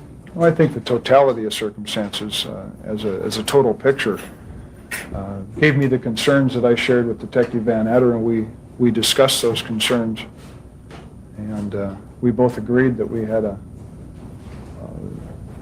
very sensitive emergency type situation that we had to do something.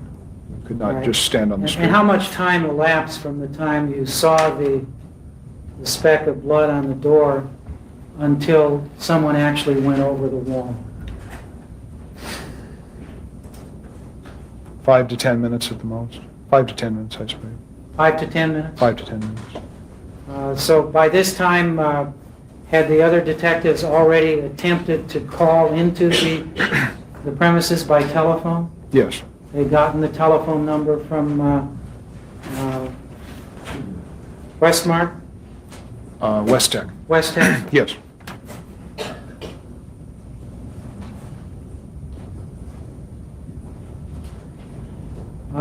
Were any uniformed officers called to the scene at that point? At that point, no. Isn't it routine when you feel you have an emergency that may involve victims or suspects to have uniformed officers present when you enter the premises? No. It would be highly desirable for something, a planned tactical situation, hostage or a search warrant or arrest warrant, but it's not something set in stone, and I think the circumstances precluded us waiting for several minutes for a unit. All right. Did you have available any public address system under which an announcement could be made to people inside the premises?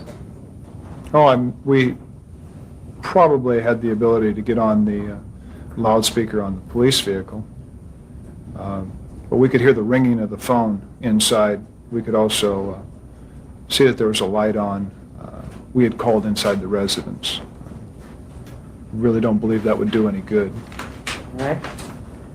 Could you have called in a police helicopter at that point to view the premises from the air? Why would we do that?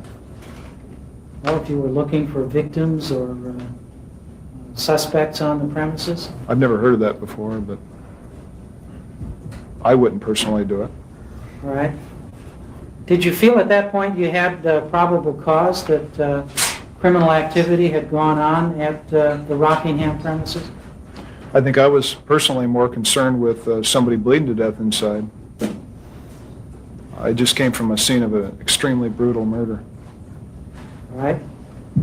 An extremely brutal murder 6 hours before. Well, it was 6 hours before, but I don't know how long it takes for somebody to bleed to death. Well, did you hear anything from within the premises that gave you any reason to believe that there might be somebody bleeding to death inside the premises? Yes, from all indications, Mr. Simpson was not on a scheduled trip, and there was supposed to be a live-in maid there all the time. Nobody answered the intercom. Nobody answered the phone. So what you heard from the premises was silence, That's correct. and the silence led you to believe that there may be a victim bleeding to death? No. Totality of everything that we've seen since I arrived at the scene at 0210 hours on Bundy. That, and including everything that I observed, we discussed, and everything we attempted to do, we had a crossroads. We had an emergency situation, and we had exhausted all attempts to contact somebody inside, and we could not allow somebody to die while we stood outside. We made a And the decision. totality of all of the circumstances. Could the witness be allowed to finish his answer? Could you finish what you were going to say? Not really, Your Honor. All right, why don't you I'm go sorry, ahead. please, go ahead. It was, the last part of my sentence was the totality of the circumstances. Circumstances lent us more than just a belief, but an obligation to do something at that point. Okay, and the totality of the circumstances was no one was answering the door or the ring at the gate, and you saw a 1/4 inch stain that appeared to you to be blood on the door and on the door jamb at the bottom of the door. Is that correct? No, there's several things you left out. The shovel, the plastic, the way the vehicle was parked, the connection to the victim on Bundy, the blood on this vehicle. To be very truthful, I mean, we were concerned for Mr. Simpson more than we Yes, Donald, we know you're male. We already know that. thought he was a suspect. We did not know many things at this time. And we had to get onto that location to find out.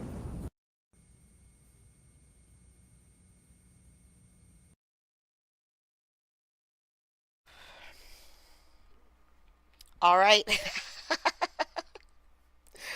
we made it. We made it through another one. So, oh, it's my coffee. If we can do 2 a day, that would be lovely. What happened? It's a murder trial. You have to wait and see. This is the ultimate cliffhanger. It's going to be a year of cliffhangers. Yeah, they broke it up. That's how they broke it up. I can't do another 41 minutes because, oh, did I close it? No. Of course I didn't close it. Look what I'm gonna try to get today. So it's a attorney versus the state grievance committee in Connecticut, and it's 6 years old going on, but it's 2 cases, but the other one hasn't started yet.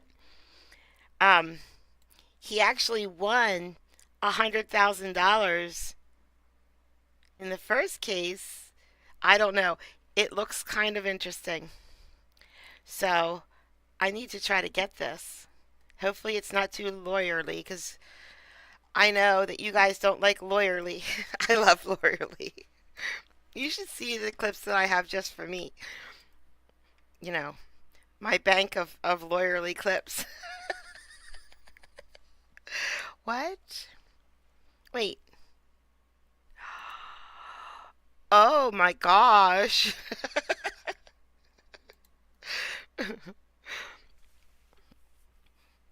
Yeah, audio's out of sync. It happens sometimes. Where were you yesterday, Nan? I had to skip a whole big part of my video because everybody was too bored by it. Z's. So I just cut it off early and you guys didn't see it all. Yeah, where were you yesterday, Lori? I needed backup. I was getting attacked on all fronts. All right, so, yep, I gotta stop because I know when I binge watch, I don't like a lot of talking in between. I like to just move on to the next one. So, I will see you guys in Discord, definitely.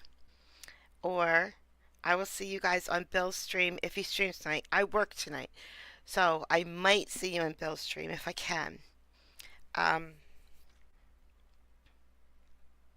Mods, if anybody hears anything at all about Kelly, you have my WhatsApp or my phone number or call me on Discord. I don't care. I need to know immediately because gosh darn. And we'll tell you all in Discord if we hear anything from Kelly. Bye guys. Have a great day. Thank you so much for coming out.